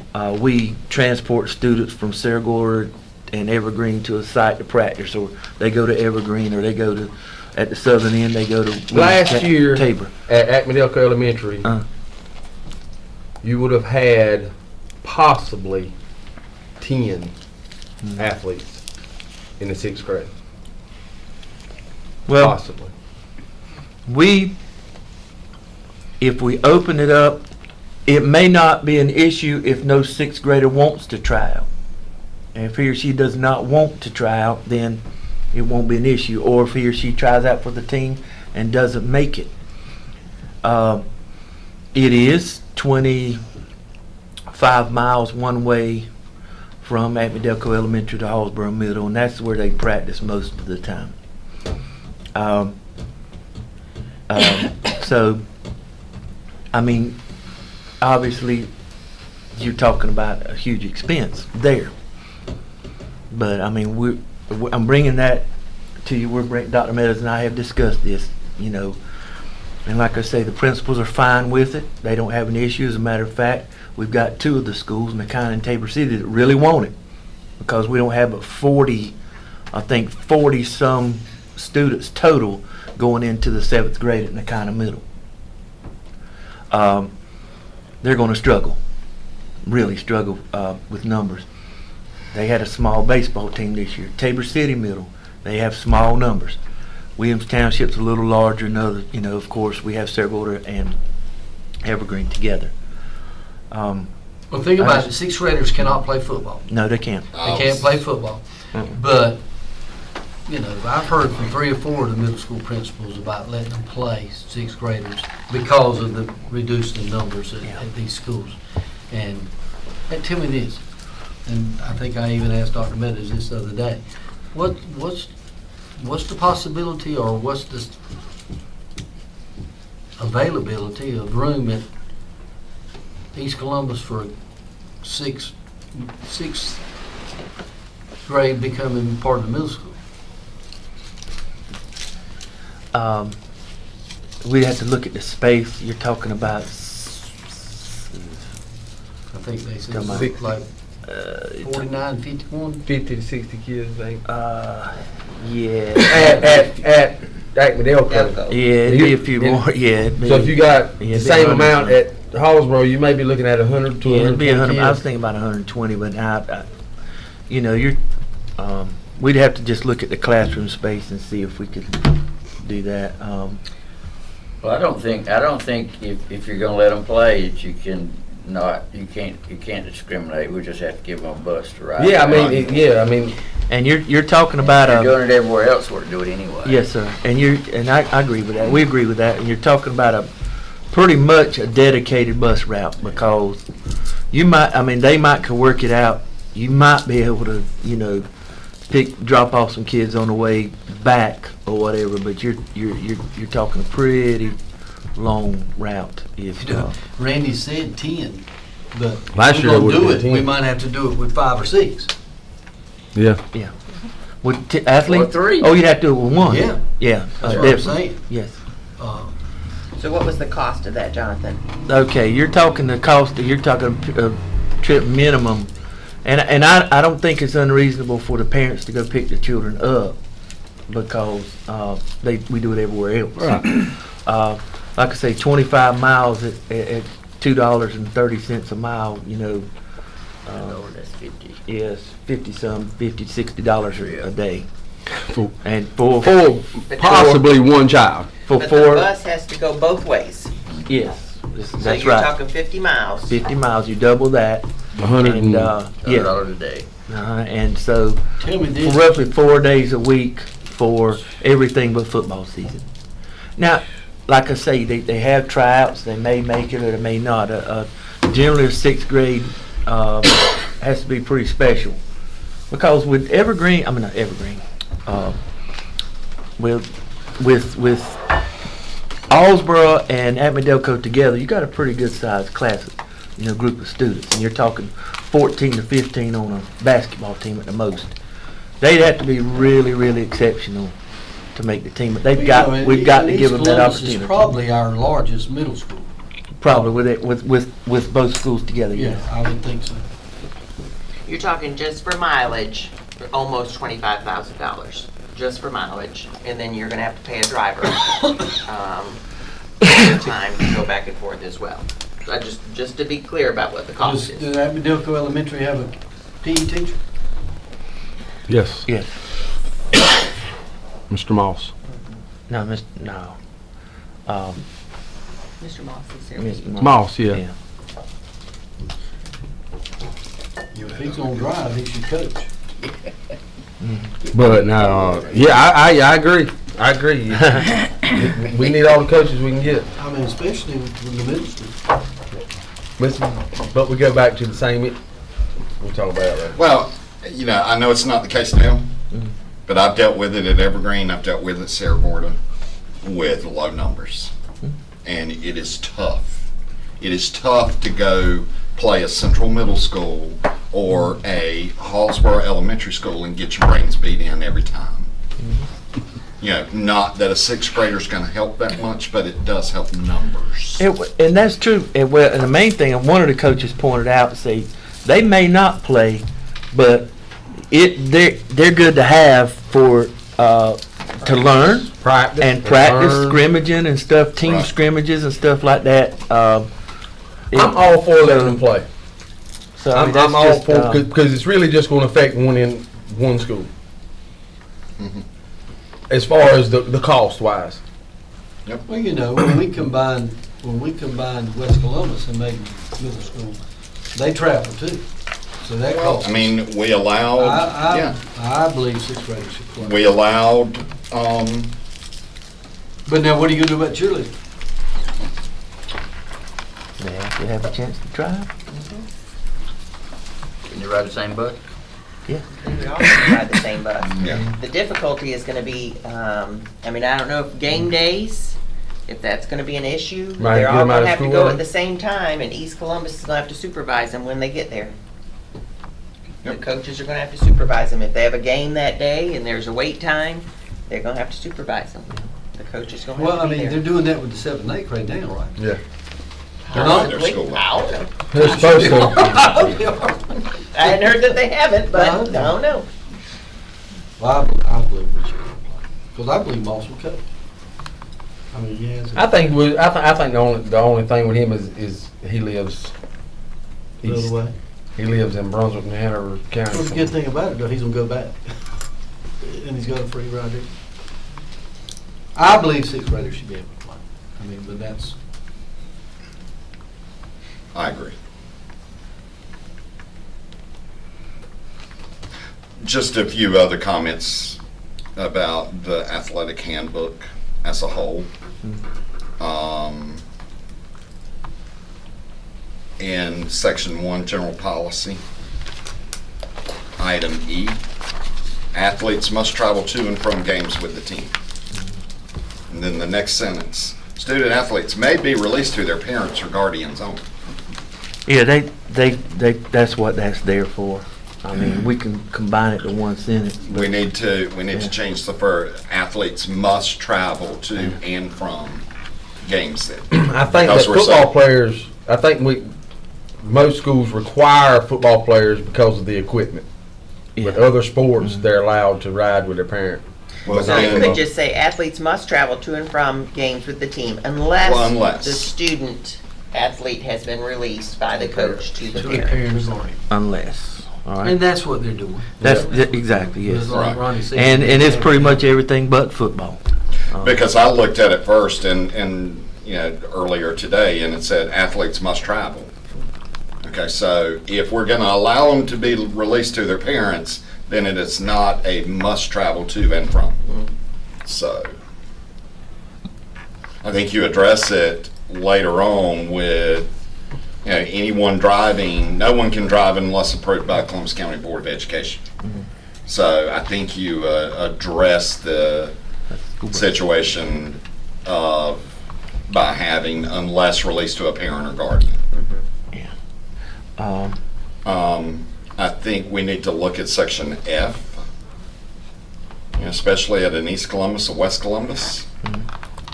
Someone, AD, coach, assistant principal, etc., must be present with non-faculty coaches at all times. That's not happening.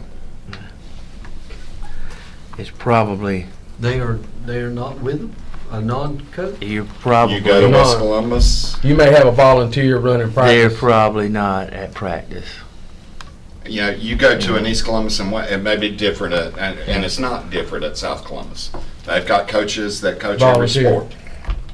And you've got off-season workouts or, even with this year, with the crazy year that 2021 was, you had baseball coaches that were coaching football and Didn't have a choice. they didn't have a choice. Yeah. You had their guy. Well, we're gonna get in trouble by not having someone there with them. Don't disagree with you.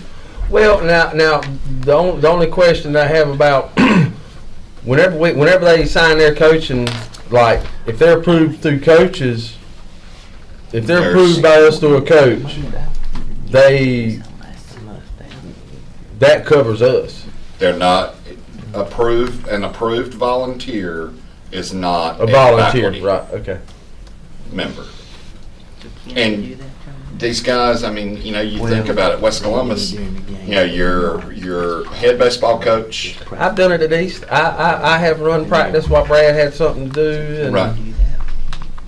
That's why they didn't finally wanted to conversation. This is exactly right. That is rather amazing. We weren't Randy playing to quit, get. Randy quit coaching at East Columbus, and they We weren't playing against You know what, D1 and pro prospects either. You know what, I think that, and honestly, I think the intent was for games, but it doesn't say that. It says coaching. They do most of the coaching at practice. Of course, I really don't think it's feasible that we can do that. I don't either. That's why. That we I can mean, have someone there? Practice. We need to word it. Yeah. So Yeah, we can, take I'm gonna ourselves change, off of I'm gonna change the wording. it. Okay. Yeah, and I think I tell you, our guys and girls, ladies, do a tremendous job of supervision. I'm gonna tell you something. We pretty much have an administrator or athletic director at all of our contests. All All the contests we do. Our county is one. I do not see that at other. Right. Now, don't get me wrong, if they got 5 events, they may not make it to everything, but our administrators and athletic directors do a heck of a job at being, and I'm talking about traveling away. So, I mean, I can take this, I can make this games because I really feel like somebody should be there for games. Ain't no doubt. And a lot, and sometimes some of our volunteers do a heck of a job. I've seen cases in middle school where we need someone on staff there with that coach. So I can change that and put that at games, if that's okay. So did you have any other areas, Ronnie, or Mr. Strickland? Good. Okay. I do want to get in bed at some point in time Okay. tonight, so I'm Checking gonna with hush. you, okay. Anyone else? So I think the only changes that we have right now are on 1E, making that say unless the student is released to the parent, and then the 1F on the games, and then In the 6th if this, adding 6th grade to the athletes' grades. and of course that'd be except for middle school football. And then you need to address as part of that coach being, you also need to address in security and safety, section Okay. There's something in there? Yeah, coaches must always be in attendance at practices or contests. So, Well, now, that's just any coach. So that's whether it's a Okay. faculty or. or not faculty. Yep, All right. yep. So is that it, John? I think that's, well, we can move on to the next one, I think. Well, so I was gonna make a recommendation. Yeah. That the board approve the athletic handbook with those 3 revisions to the athletic handbook.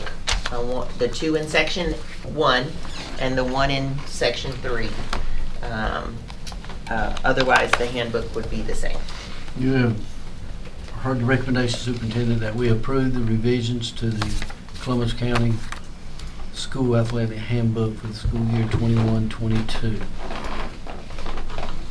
And we all heard the revisions. What is the pleasure of the board? So, man. Motion by Mr. Herring, Second. second by Mr. Coleman. Any discussion, any more?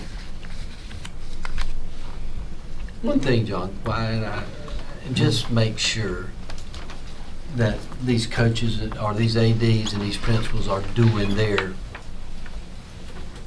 evaluations. Yeah, they're all turned in, yeah. Because I know one thing. I'd hate to know that my young was out here playing for somebody.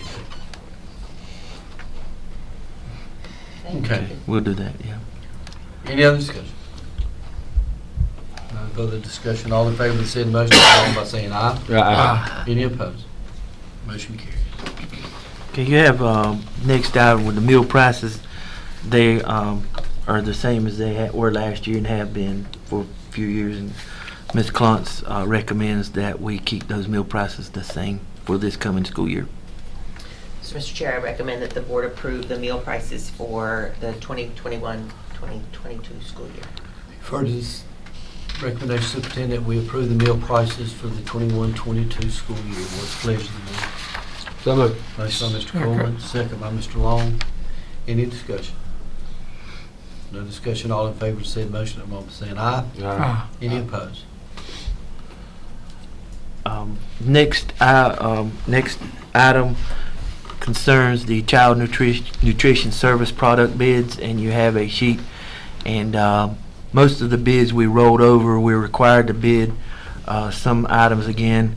The Cisco Foods won the grocery and supply bid, and the amount of that was the groceries was $990,436.22, and supplies were $328,708.06.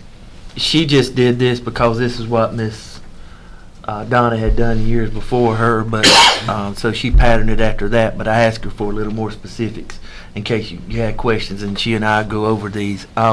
We did. One I want to note, we did bid out the pest control. We actually used to be with McDuffie, and we bid it, and someone else received the bid, and we used them this year, and then we rebid, and McDuffie was the winner, and their cost is $10,080, and I bring that out simply because the previous vendor was $15,840, so we're saving, $5,800. I just want to make sure roughly that on we get the $10,000 worth of pesticides put out, because Yeah. I We, want to say that We weren't happy. I've not been happy for a little while Yeah. with the things that I see at some of the schools. And Yeah.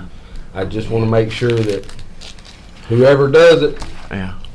But they keep. need to do it. Yeah, this is child nutrition now. This is not. Yeah. But so we weren't happy, and we rebid, and McDuffie, we went back with them. Dr. Williams, how Sir? about the fresh produce?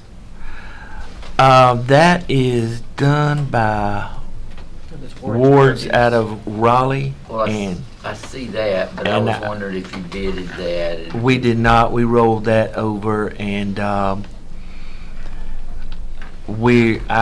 folks have been very satisfied with them. Is there? They're very prompt. I know we have a local vendor, and but our group has been very satisfied with the service they this receive. is for from 1 us. year? This year to year, yes, sir. We can bid it next year if Okay, well, I don't know that, I think that they didn't want it to start with. Yeah, That's they the chose, reason they they didn't went even this bid. way, but The local last vendor time. didn't even bid last I time. think we ought to give them an opportunity next year. Okay, Agreed. we'll make note of that. We sure Okay. will. We sure will. Okay. So with your blessing, we will continue on with child nutrition with those. What? We got to vote Oh, on yeah, that. yes. So, Mr. Chairman, I recommend that the board approve the child nutrition services bids for the 2021-2022 school year. You've heard the recommendation of the superintendent that we approve the child nutrition service product bids for the 21-22 school year. What's the pleasure of the board? So moved. Second. Motion by Mr. Coleman, second by Mr. Long. Any other discussion? No other discussion. All in favor of the said motion, say aye. Any opposed? Okay, and I think the next item is the a la carte prices, and we're asking that they continue for next year, no changes. So, Mr. Chairman, I recommend the board approve the a la carte prices for 2021-2022 school year. You've heard the recommendation of the superintendent that we approve the a la carte prices for the 21-22 school year. What's the pleasure of the board? So moved. Motion by Mr. Coleman, Second. second by Mr. Strickland. Any discussion? All in favor of said motion, and by saying aye. Any opposed? Okay, Motion Nick. carried. Okay, thank you.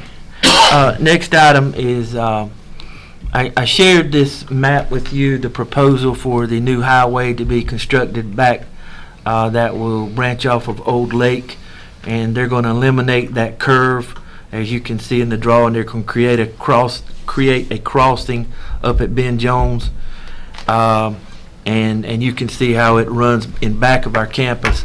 And then we will have a road in back of East Columbus that goes between the goes by the baseball field and the tennis court and joins up with that road, which will create a lot more safer situation for our students exiting campus, our buses exiting campus that need to go toward the Lake and Chauncey Town Road, and football, baseball, basketball, all of our ball games. This will create a much easier, safer route for parents to get to go back towards the lake if they choose to go that way and go on back toward the St. James Community. But we need a formal action on you to approve this evening, and we request that you allow us to construct a letter to DOT stating that it has been approved, and we will agree to negotiate a property exchange, because to construct the roads and that they're actually going to be on our property, we have to basically exchange that property, give that property over to them, give the right-of-ways to them to construct the roads. But I do want you to take a look at something and just be real clear on what we're looking at. And I printed the map off of the GIS to give you I apologize for the color. I don't know what happened to Mary Beth's copy in there, but the map I'm giving you now is an actual GIS mapping of our property at East Columbus. And you will notice that, and switching from the computer to the map I'm showing you, if you follow along Old Lake and the crossing that's going to be created at Ben Jones, and you see the road starting to go behind our campus, and it goes behind the triangle of land, okay? That triangle of land belongs to the Board of Education. It belongs to us, or you. So there's about 7 or 8 acres that will actually, Timmy and I looked at it and kind of scaled it off, but that will be on the other side of that road. That road will actually divide that land. And so we own the property on the other side of that road, which is currently wooded land. All right. Now, so if you and of course that there's a power line right away that it will connect with, and it'll basically go from once it straightens out behind the school, it will basically go straight to Chauncey Town. And but the road and that stretch of road there, I don't know how many. I without looking at the scale again, how many feet yards that road is. and the little road going back behind our school, it joins at that intersection. All of that is on our school property, okay? I won't say East Columbus is landlocked, but there's not a whole lot of land, you know. We have 70 acres roughly. But if you refer back to our map of the school property, there's a pretty good section behind the track there that, and personally, I say personally, Dr. Meadows and I've discussed this, that would be ideal one day for maybe a middle school size. I believe a middle school baseball and softball field would actually fit on that land right there, which is all wooded right now. But I don't know.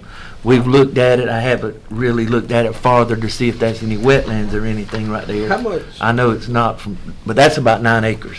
How much property? whenever you leave, I'm looking at this map right here. Behind the baseball field, does the property line go all the way to that yellow squiggly mark on this map? Yes, sir. Give me? Yes, sir. It's highlighted. All the yellow is East Columbus, 70 acres. You've got, but see that triangle, well, I'm looking. The big triangle. The big triangle is where the road's going to go through. Right. All right. But all of this, the squiggly line, man, I don't know if that's a stream or what. I don't know how that happens. It goes wet. It gets wet down there. Yeah, but see, I guess that must be a creek or something. Wetland to start with. Because I'll tell you, It was much wet. from and whatever we do with this, that's fine. But I thought that the property line of the schools was closer to the school, like the baseball field and the football field right there. No. You could probably, if you cleared all this right here, just like that land in between the baseball field and the softball field, that wooded area, you could put some use to that as far as practice facilities and things like that. Yeah, Timmy and I've talked And about like behind the baseball field. I mean, if that's and we've just speculated. And Yeah. This is Timmy. We talked about if when they log this for the road, we might be able to talk the logging crew into logging that and clear cut, whatever. If we wanted to do something with it later. If it's not wetlands properties, I don't know. They may do it for the timber. We might be able to make some money off of it. I don't know what kind of timber it is. There's a lot of hardwoods back there. I know that. But that is Bobby. We talked about it one time. He was talking about a practice field for the middle school practice football. I mean, they can practice on the outfield of the baseball field. If My you did, question is not the the- varsity field, Randy. My question about that whole thought process is, Yeah. are we no longer looking to build a new K-8 school? No, these are only just no, sir. That's got nothing to do with Well, that. That's I'm not for wasting a bunch of money right. to clear off a middle school practice field Yeah. when we're talking about building a school.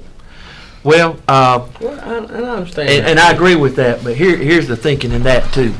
If you build a depends on where the K-8 will be located. They could still use this for playing facilities. Like if you build a K-8 school, you wouldn't build a new football field for them to play on. They still play at the high school. I'm fine with playing football, but Yeah. I think you have to put the exact same thing Oh yeah. at wherever we build this school.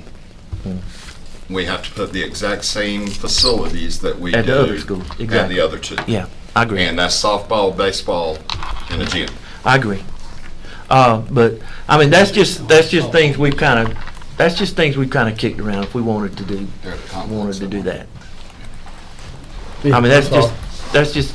I mean, those are ideas. I mean, that's not. Of course, that's But not. But I I'm do just. think we need to ask them when they get in there and start clearing anything. Don't disagree. I mean, it's if crazy. they can It's do kind it, of yes. If not to there's no say why they're telling what we doing it. could That's do just with that. something Tim and I were talking about. Real cheap. I don't think you want to cut it unless you're gonna clear it, because it makes it harder to clear.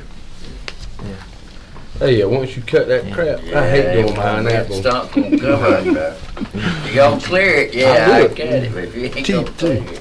But those, I mean, that's just things Yeah, down the road to think about. I was just throwing that out there, but there's a lot of land that's unused there, aren't there? there is. I never knew it was that much. There is, lot of and land, But I bet it's wet. I bet that is a. I bet I it's bet that is wetlands a too. stream down there, Jonathan, where that crooked line is. Yeah, that's got to be it. And we'd have, those are things we'd have to check out. But that's just things we thought about looking at for the future. I mean, Well, help me understand. The old Lake Road will be a dead end road, right?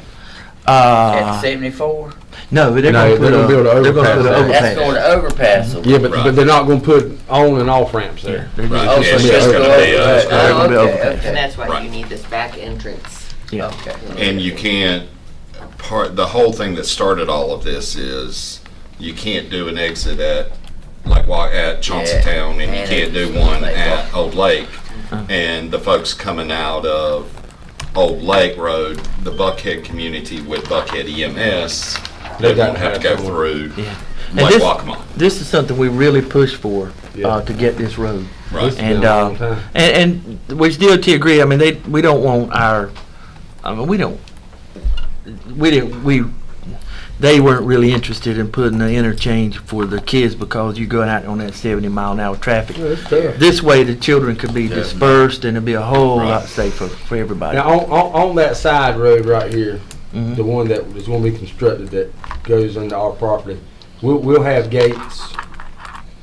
We'll put a gate Yes, somewhere yes, we. to keep it closed Like in. that Yes. back road at South Yeah. Florida. Yes, definitely. Cause this is gonna be used a lot.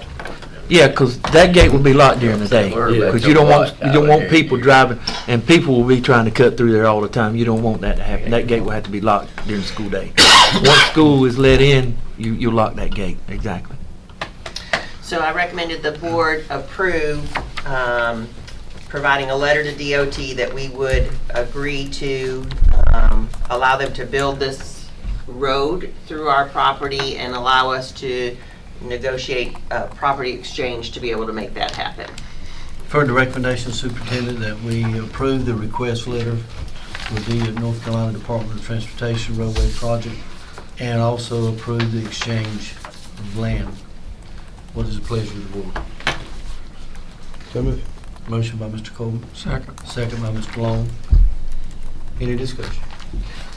Jonathan, are they're gonna build a road into the back of the school also? Yes, sir. State is gonna do it all? They're doing it all. Yes, sir. All right, I don't feel so bad about paying my taxes. Okay. No, that's a great thing right there. I mean, that's a Yeah, great. now we got them going. What would we ever do with the land across the road? What is going to be that road? I don't know. I just wanted you all to make sure we're cutting our, Sell it. we're cutting that field and, that's our Store right land. there. 50 grand. Yeah. Write the check, you got it. That was, 50. There- 500. Yeah. That's 12 acres of land right there. it won't be with that road. is it? That triangle, it's a good size. I mean, we kind of measured We it might out put us a with service scale. station there, make a little other. That's right. We put your little hot dog stand there. Send our kids over there and work the service station during the That's day. it. That's right. Just kidding. Just kidding. That's right. Any other discussion? All in favor of the said motion, signify by saying aye. Any opposed? All right, advisory council appointments. I think we still have some that are, this is just for information right now, or are we ready to approve any of them? They're ready to approve any. If you'd like your list, I'm glad to hand you a. If you would hand me my list, I have reached Mine as out. well. Give all of us ours, but I've got 7 or 8 are getting I've back got- with me. I've got quite a few getting back with me, and I've got principals getting back with me, and I'm not prepared to. So you want to bring this back to Yes. the August meeting? Okay. If you will, just, yours in there, just find it by your name. Okay. That way you have it. All right. The We need school help with that. fees list. So it's basically the same. There was on the high school, there was a keyboarding typewriting fee, but obviously we don't teach that anymore and don't have typewriting anymore, so we removed that fee. Let me just note, there is a fee for the K-8 schools. What we're trying to do in terms of band, normally band is 6th, 7th, and 8th in middle school, but because the 6th graders are at Delco and Hallsboro, they don't really get an opportunity to participate in the middle school band in 7th and 8th grade with the 7th and 8th grade.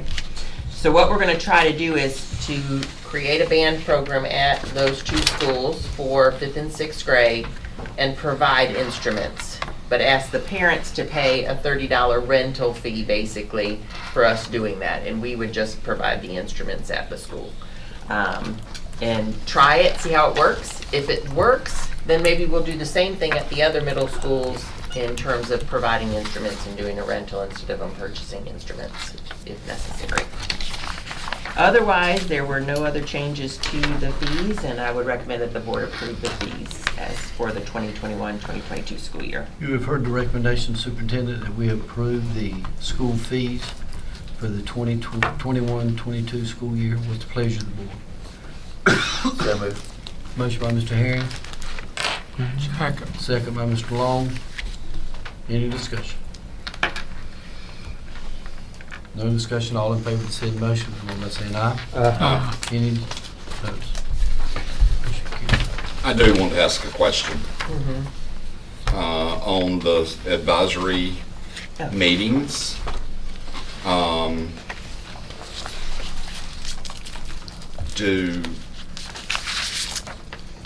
trying to think of the right way to phrase the question. Do you get copied on the meetings? We get a copy of the minutes and the agenda minutes. Okay, because I find it hard to believe that one of the individuals on one of my schools did not attend a single meeting after being notified. So, I'll change those. now what do you think? Ask us if he wants to do it. Oh, You expect me. I will, but he's called me multiple times and said, hey, you've got me on this advisory council and I don't know anything about a meeting. If you'll just let me know who that is or what school, All right. and then I can deal with that. All right, will do. All right, the naming of the new schools. Oh, did we not vote on the We got a fees? motion and a second. Oh, sorry. Oh, sorry. Any other discussion? No discussion, all in favor of the said motion, vote by saying aye. Aye. Any opposed? All right, the names of the new schools. We made a proposal last month, right? We did. And so we just, we had recommended that we name them Tabor City School and West Columbus School. And I would recommend to the board that they approve that for the names of our two new schools. You said West Columbus School? Mm-hmm. I'm fine with that. And heard- Tabor City School. You've heard the recommendation, Superintendent, that we name the two new schools, West Columbus School and Tabor City School. What's the pleasure of the board? So moved. Second. Motion by Mr. Strickland, second by Mr. Long. Any discussion? And this is everything I've heard too. No other discussion. All in favor of the said motion, vote by saying aye. Aye. Any opposed? All right, now we can put that on everything. We'll do it. I'll notify David. Yeah, Let's see. put it on everything now. All this correspondence there. All right, the school resource officer contract. So basically, everything is the same, but we do have with one less school resource officer, because remember when we approved the memorandum of agreement for CCCA that the campus police at the college will cover the school resource officer there. So we had 14, we now have 13.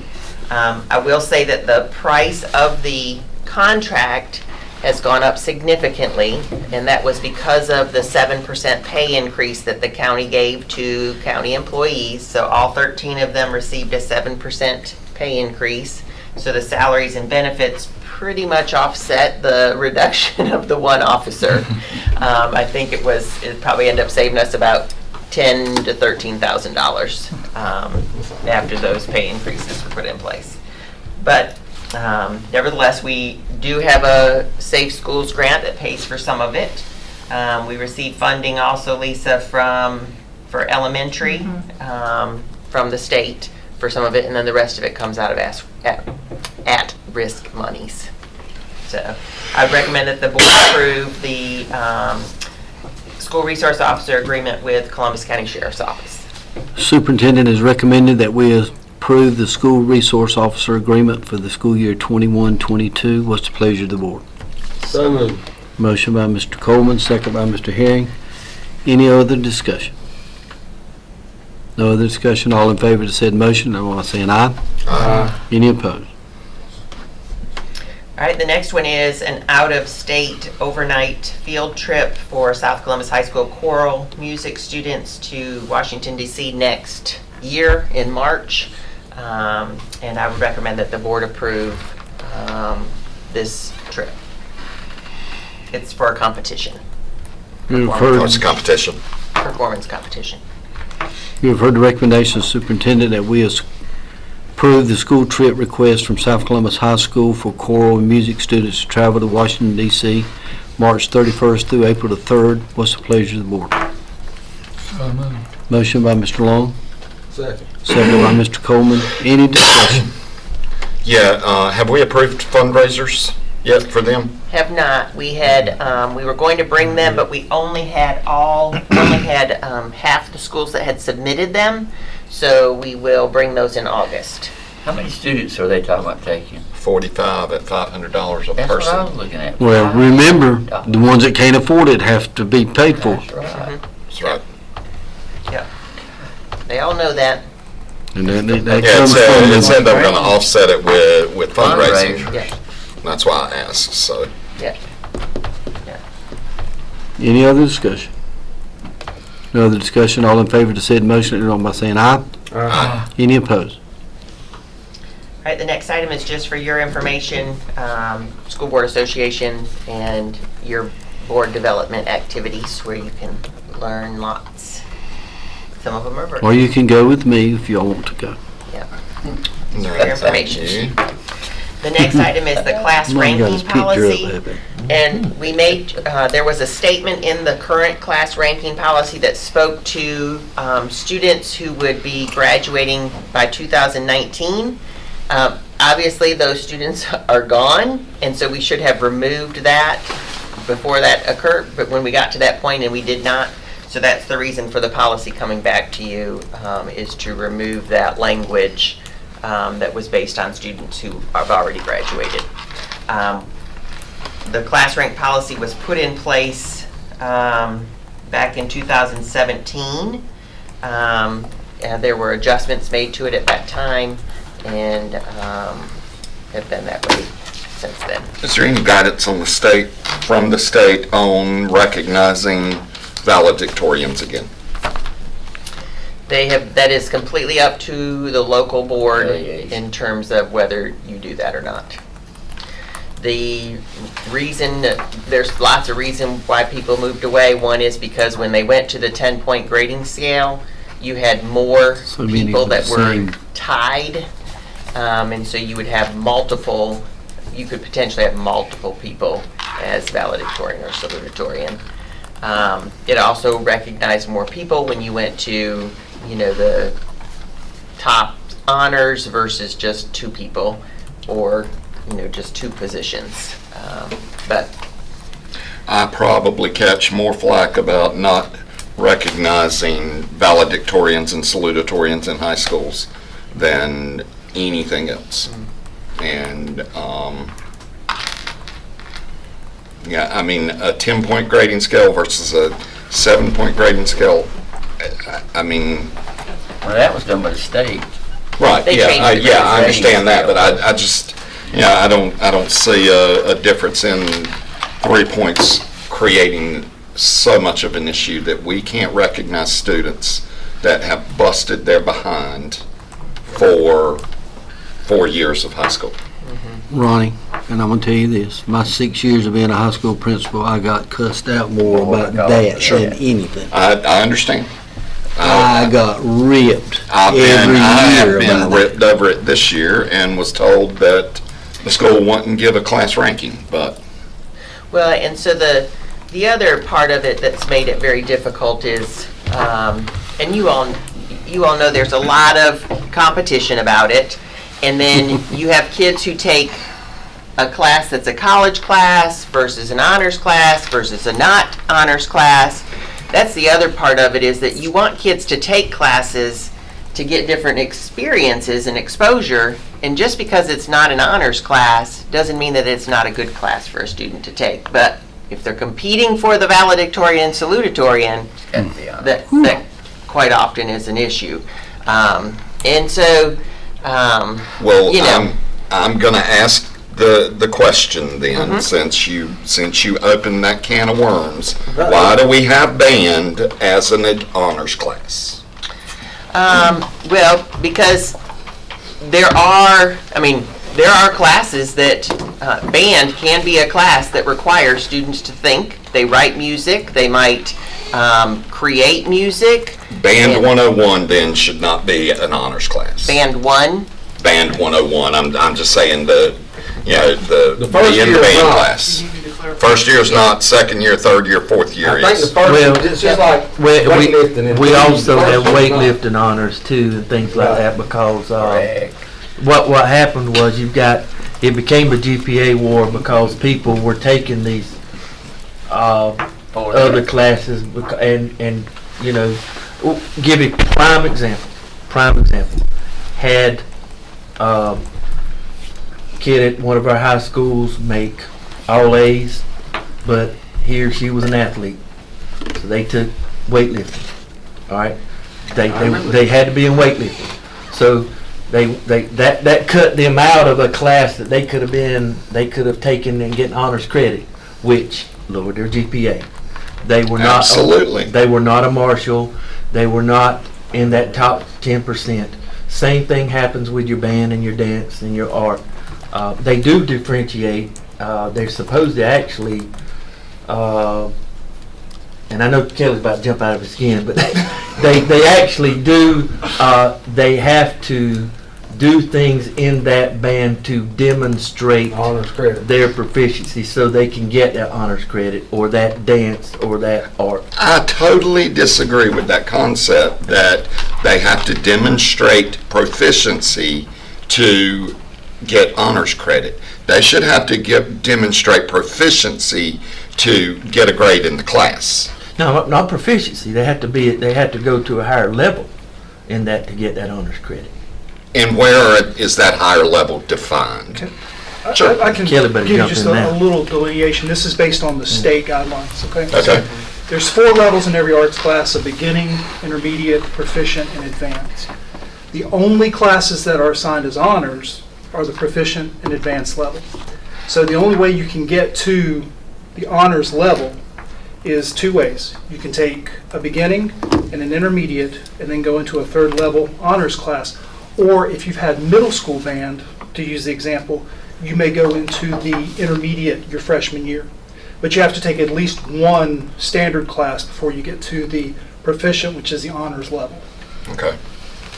And I think When that's do we- the same when- way with when- weightlifting, and you got to take it multiple times to get to that. After point. that first year, you stay in weightlifting. You know you Right. can take that for honors I credit. remember clearly whenever we done that. And we paralleled, basically, the arts and PE are paralleled when it comes to honors. When did we start honors for weightlifting? 17, I think. It's before John was in school, so it's prior to 4 years. It's been 6-7 years ago. Yeah. Well, he had honors weightlifting when I was. I remember It's the been a while, ain't it, conversation Kelly? very been a well while. whenever we made this. Well, I It's wish been a while. somebody, It's been a while. I wish I would have known about that because I You couldn't have. have taken it. I know, but both of my boys could have. Yeah. Both of my boys could have, but they never got, it was almost like they were penalized because their coach wanted them to do weightlifting and they didn't do band. And it was like they were penalized. So I think one of the things that we need to do is ensure that that is offered at every school, and I don't think that it is. What's that? The honors? Advanced PE, honors PE. Well, we do have advanced P. I know we have advanced P at South, but which my son, he took the weightlifting all the way through, so he didn't take that. But yeah. Now, when you and I were in school, I know you did it anyway. But for example, now I didn't make the top 10% because then I took the classes, advanced math and chemistry, when everything was weighted the same. Right. So kids that took the easier stuff were actually in the top 10%, and I took, and I was down here, whatever. But that's the whole That probably concept. would have happened anyway. That's right. That was the whole concept behind that. We had to do things to kind of try to level the playing field a little bit. If I can say one more thing too, and I'll go sit back down. This is probably the most important point for me, from my perspective, is that when kids are deciding between taking an honors band class and a college class, and they're concerned about their GPA, they've got one choice. They can lower their GPA and take the honors band class, or they can take the college class. It doesn't matter how much they love band or how much they're getting out of band, but that's the choice. You have to decide to lower your GPA if you're deciding between those two. And y'all, we had 800 classes in the high schools taken at the college level. And that's 800 slots, approximately. That's 800 slots where they were not taking high school courses. So when you look at the numbers, I mean, that's really had an impact on us and will continue as long as you get more credit taking college classes than you do an honors high school class. And Kelly, am I correct in saying that sometimes the college classes are a lot easier? I'm not going to say that, Okay, Mr. Herring, because I understand. think there's, that might be a case for somebody else to make. But I can say it hurts your heart when you see a kid who loves band and have to make a choice like that. That's a very hard choice for a 16, 17-year-old to make. So I just want to make sure we're aware of some of the decisions the kids are having to make because of the way the state is structured, the college versus the honors. And AP courses, are the same as college classes, but we see kids taking fewer and fewer AP courses too. Sure. I mean, kids at West Columbus this past year were dropping out of the honors classes. Yeah. And I do want to say they all have their place. Right. I mean AP. I'm sorry. I mean AP, And not honors. it's that we're across the board. AP's taking a And hit. to be clear, I do not think that the arts classes have more value. I'm just saying that our kids are having to make tough decisions. But I would to love- some kids, they do have more value because they're the art. That's what they love. That's what they love. Right. So I mean, we have to. You have to make sure that you give the equal opportunity. Ultimately, in life, we have to make choices. Right. And so that is something that kids have to learn, that they do have to make choices along the way, I whether they're right or wrong. totally agree with you.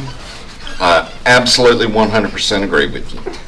But they're hard. But we do a poor job of communicating that And that information is one of the to things that's parents. on our strategic plan. Right. Is that we are going to fix that. Better communication. We will. Like I said, I never knew, and I had kids at West Columbus High School from 2011 to 2021, with the exception of 2 years, 16 and 17, and I never knew that there was an advanced weightlifting or honors weightlifting class at West Columbus High School. And I sit on this Board of Education and never knew that. Yeah. That's That's a why it's problem. on our That's what strategic kept plan. us in the GPA. That's a problem. My son took band.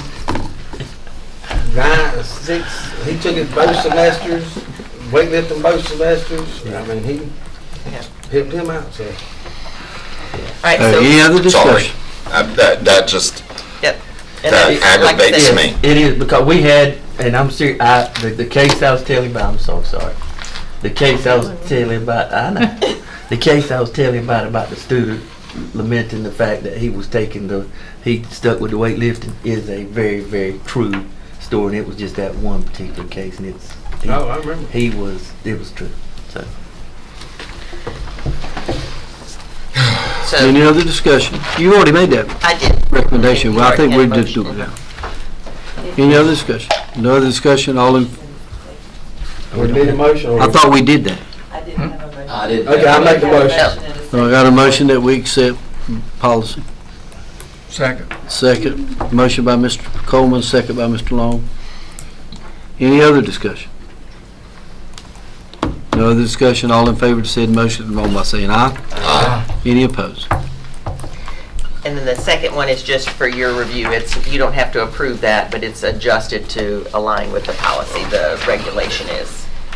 And then I just have a couple of things I want to update you on. I just want you to be aware that the General Assembly has not made any movement on the mask bill. It kind of died off when that ABC Collaborative report went out. And so we're waiting to see what's going to happen in terms of the mask requirement for this next school year.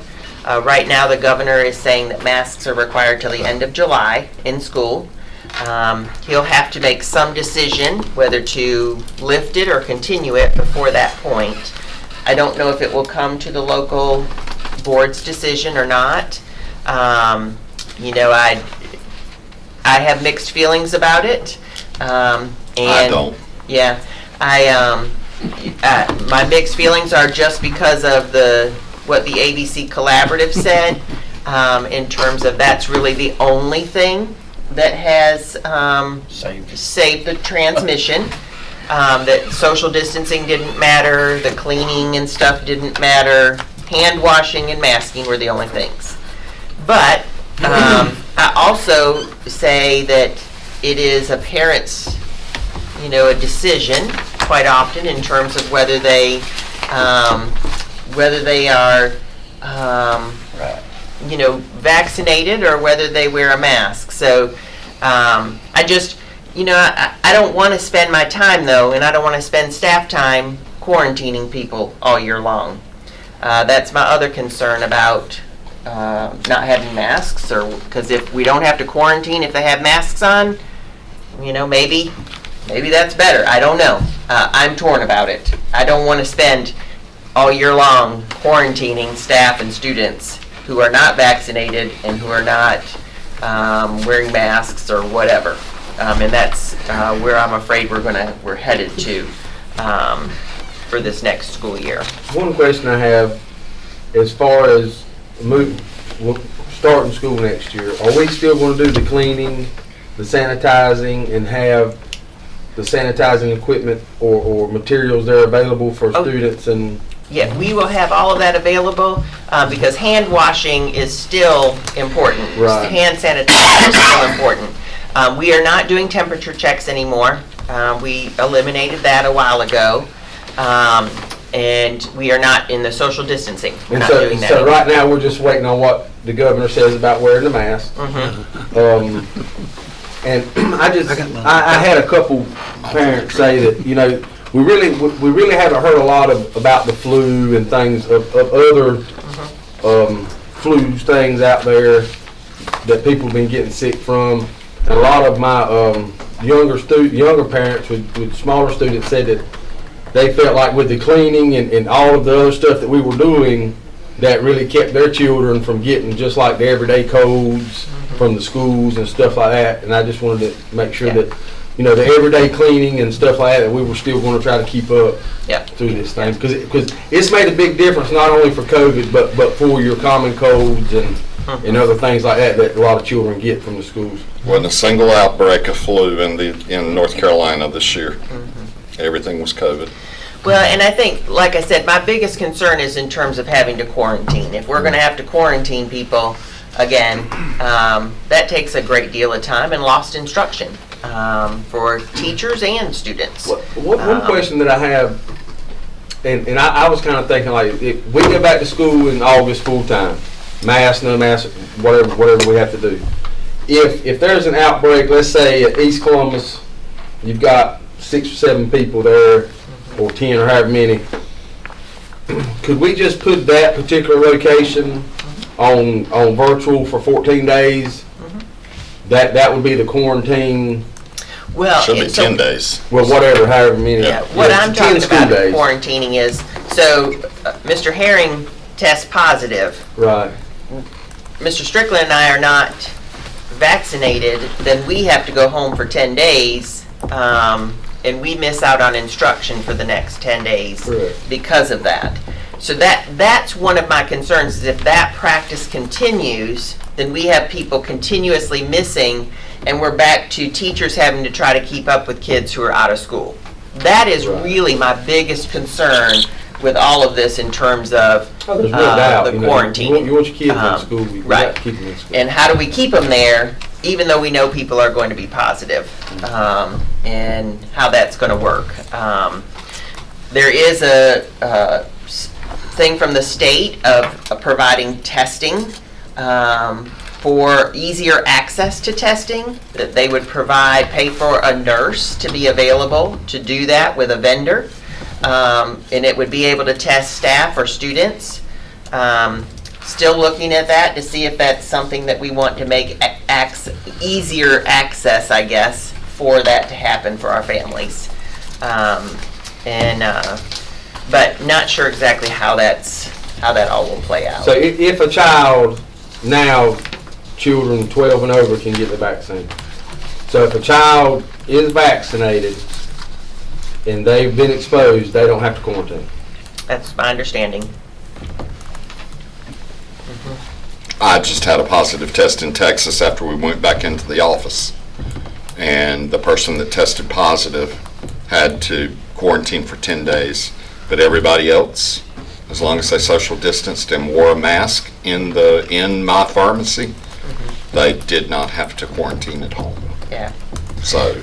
Well, and it may be that the state can do that, will allow us to do that. I don't know. Like I said, the only guidance we have is what was left from last year, at the end of the year where we ended, which is what we're going under now. Have us a sick bay at school. Yeah. They're sick, they go to one. Well, there's a difference in 20 people in a room and. Yeah. Right. And. 12. You know, the 12 that we've had recently. So it's going to be interesting to see what happens, but all of that is part of those decisions. I've heard from parents that have said, they would like for their kids not to wear masks, and I would love to not have to have anybody wear masks, because I do think that kids are limited in their conversation in school. Teachers are the same way, limited in terms of the communication that's happening in the building. But I go back to, just a struggle of making sure of people's safety. And so, that will be a decision that you all may have to make. I don't know. We'll see. My intent, though, is that every student will be in school as much as possible all year long. So just to update you, we had put out the virtual applications. We still don't know, though, if we can even offer virtual, because they still haven't passed any bill one way or the other. Well, there was a bill that said you can't. There's a bill that said you could. They've gone back and forth, and none of them have been passed yet. But we put out the applications anyway, but we only had 44 people apply, completely K-12. So we're working through that. Not all of those 44 would even qualify based on our criteria. It's going to be easier. Our first thought was that it would be harder at high school, but with such a few number, it's going to be easier at high school than it would be K-8, because we can put them on virtual. They're virtual programs and virtual systems for high school, not really K-8. So we're working through those different applications to determine what we can do, waiting to see what the legislature tells us. And then vaccines, you all have seen the data. Limited number of vaccines in Columbus County, and in terms of students, there are less than 200 in the county that have been vaccinated. So, just so you know. And I think that's all I have. Any questions? All right, Ms. Nyland, you see the dates of upcoming events, and Ms. Nyland in her financial report. You all have a copy of the financial report. This is as of June 30th. You will see on Fund 1, 98% expended. That is actually 100%, but because some positions, it'll look like we have remaining money, but we don't. I spent all of it. I'm good at that. Ask my husband. That couldn't be. I was going to start to say, that'd be nice. Say, I wasn't even going to go there. No, not a good place to go. So Fund 2, we're 83.44% expended. That's our local funding. So you'll see we have $1 million remaining. We will have some accounts payable invoices that come in afterwards, but that's a far cry better than our $300,000 from last year. We were able to maximize a lot of funding. Fund 3, which is our federal funding, you will see that's only 31.85% expended. That is a little bit skewed because we've got that last minute influx of the CARES Act, the $8 million. Of course, we're trying to spend that as fast as we can too. But we have until 23 Right. Mm-hmm. to spend that. So that's, we have plenty of carryover money, which we have had challenges in the past because, you know, a lot of our staff is paid out of Title I. You start school in August and then we don't get a plan approved until like October. So this year we've got a comfortable place to handle any carryover. Ms. Nyland, they Yes. haven't, or Dr. Meadows, they haven't passed the budget yet, have they? No. Just, okay. Now, the Senate passed theirs. The House, they just did that last week. The House has not responded yet with a vote. They hadn't passed one in 2 years, have they? 2 or 3? This is the second year in a row. Yeah, they did not have one for the last 2 years. Right. Yeah. And they haven't even been able to give us an estimate on retirement increases or hospitalization, which is very odd. That in my history, I've never had that, even if we didn't have a passed budget. And the House said it would be August before they would have a budget. House and Senate. Right. So, And so you'll see capital outlay is at 74.36% expended. Child nutrition, that's a little bit skewed because we have budgeted part of their fund balance there. I'm hoping that we put about $1 million in fund balance to kind of hope they would cover them. I think it's going to be less than that. I think they're probably going to only need about $500,000, so they did a lot better than what we expected. Fund 8 is just our miscellaneous revenue, and that's at 81.35%. Any questions on the? How much are we having to write a check to the charter schools for? Let's see. Too much. Yep.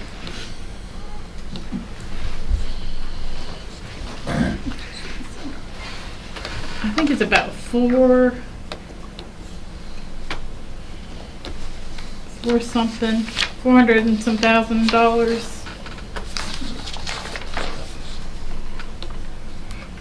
Is it going up, Ms. Allen, or is it? It is not. I think it's stayed steady and some decrease. Okay, So I good. think we're in a good place. And now I guess you guys saw the new law where they're trying to charge you a late fee for paying them. So Yeah. we're gonna have to really stay on top of. Well, I that. think if we can get our new school in the West, I think we can really We'll hurt pull their some back. numbers, yeah. I do. And the East, get one down there to pull from that end. Yes, because Roger Bacon absolutely murders Delco. They get a bunch. Clean them out. And then they leave there and go straight to Northumberland. that's right. And we never know. You never know. Or to track them because we never get. Okay.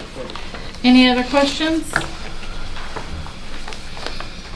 Budget amendments? Yep, the next item we have are budget amendments. The state budget amendment is just a budget to actual, just shifting some money between instructional and system-wide support and some child nutrition as well. Any questions? And our local budget amendment is just some of the same, where we're just budgeting to actual and shifting some money from system-wide support to instructional. Federal, and this is just really basically budgeting the CARES Act funding that came in and then budgeting to actual. And then child nutrition, you will see the budgeting of the anticipated money or the extra money that we had from the revenues from state and federal to increase.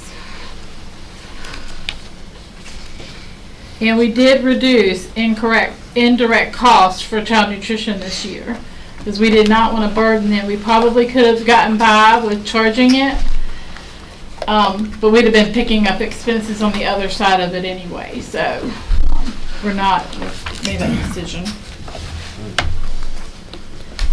Special revenue. adjust budget to actuals. That's just shifting some other additional revenue that came in. Any questions about budget amendments? Mr. Chairman, I recommend that the board approve the budget amendments for child nutrition, local, federal, special revenue, and state.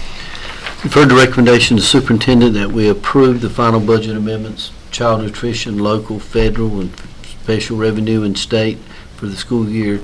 It's supposed to be 21-22 or 2021? It was to close Okay, out. close out this year. That was discussed by Ms. Nowlin. Do I have a motion? So moved. Motion by Mr. Strickland, Second. second by Mr. Herring. Any other discussion?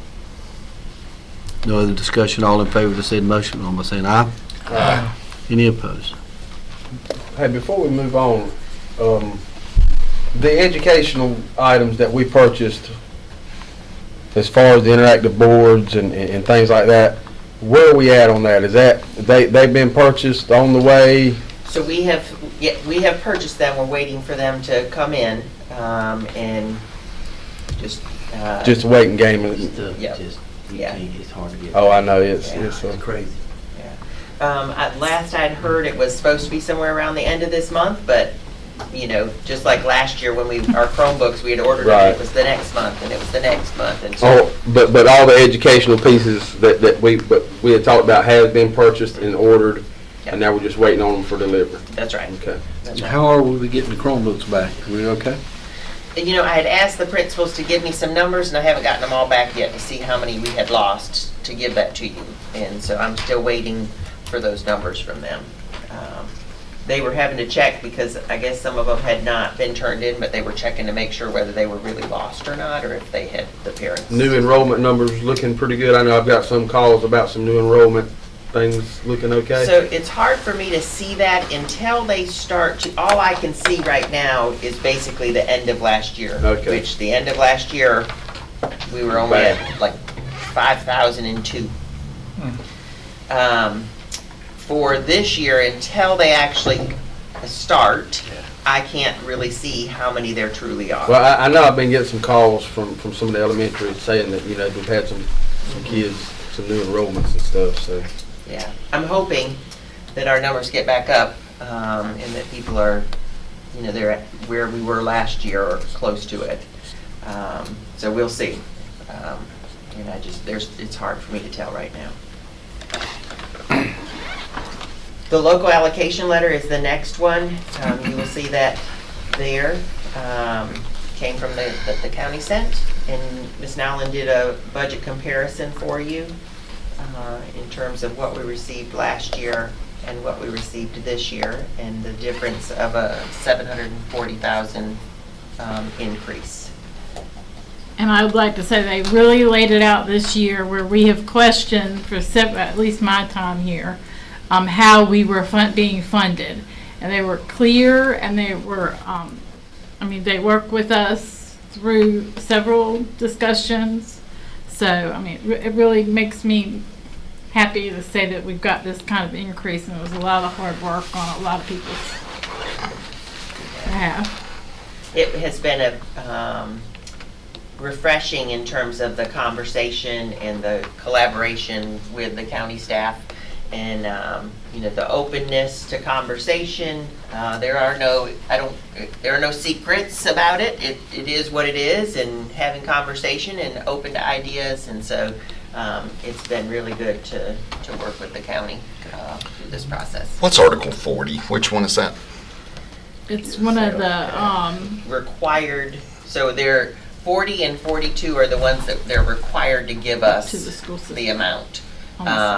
Article 44, there's funding that comes to education, but there's not a specific amount or percentage. But 40 and 42, there's sales tax that are specifically, there's a portion of it. So last year we didn't get no. So last year we got no Article 40 funds. Well, you did. I'm sorry. Let me just explain that to you. They lumped them together, so we really didn't know which one they were.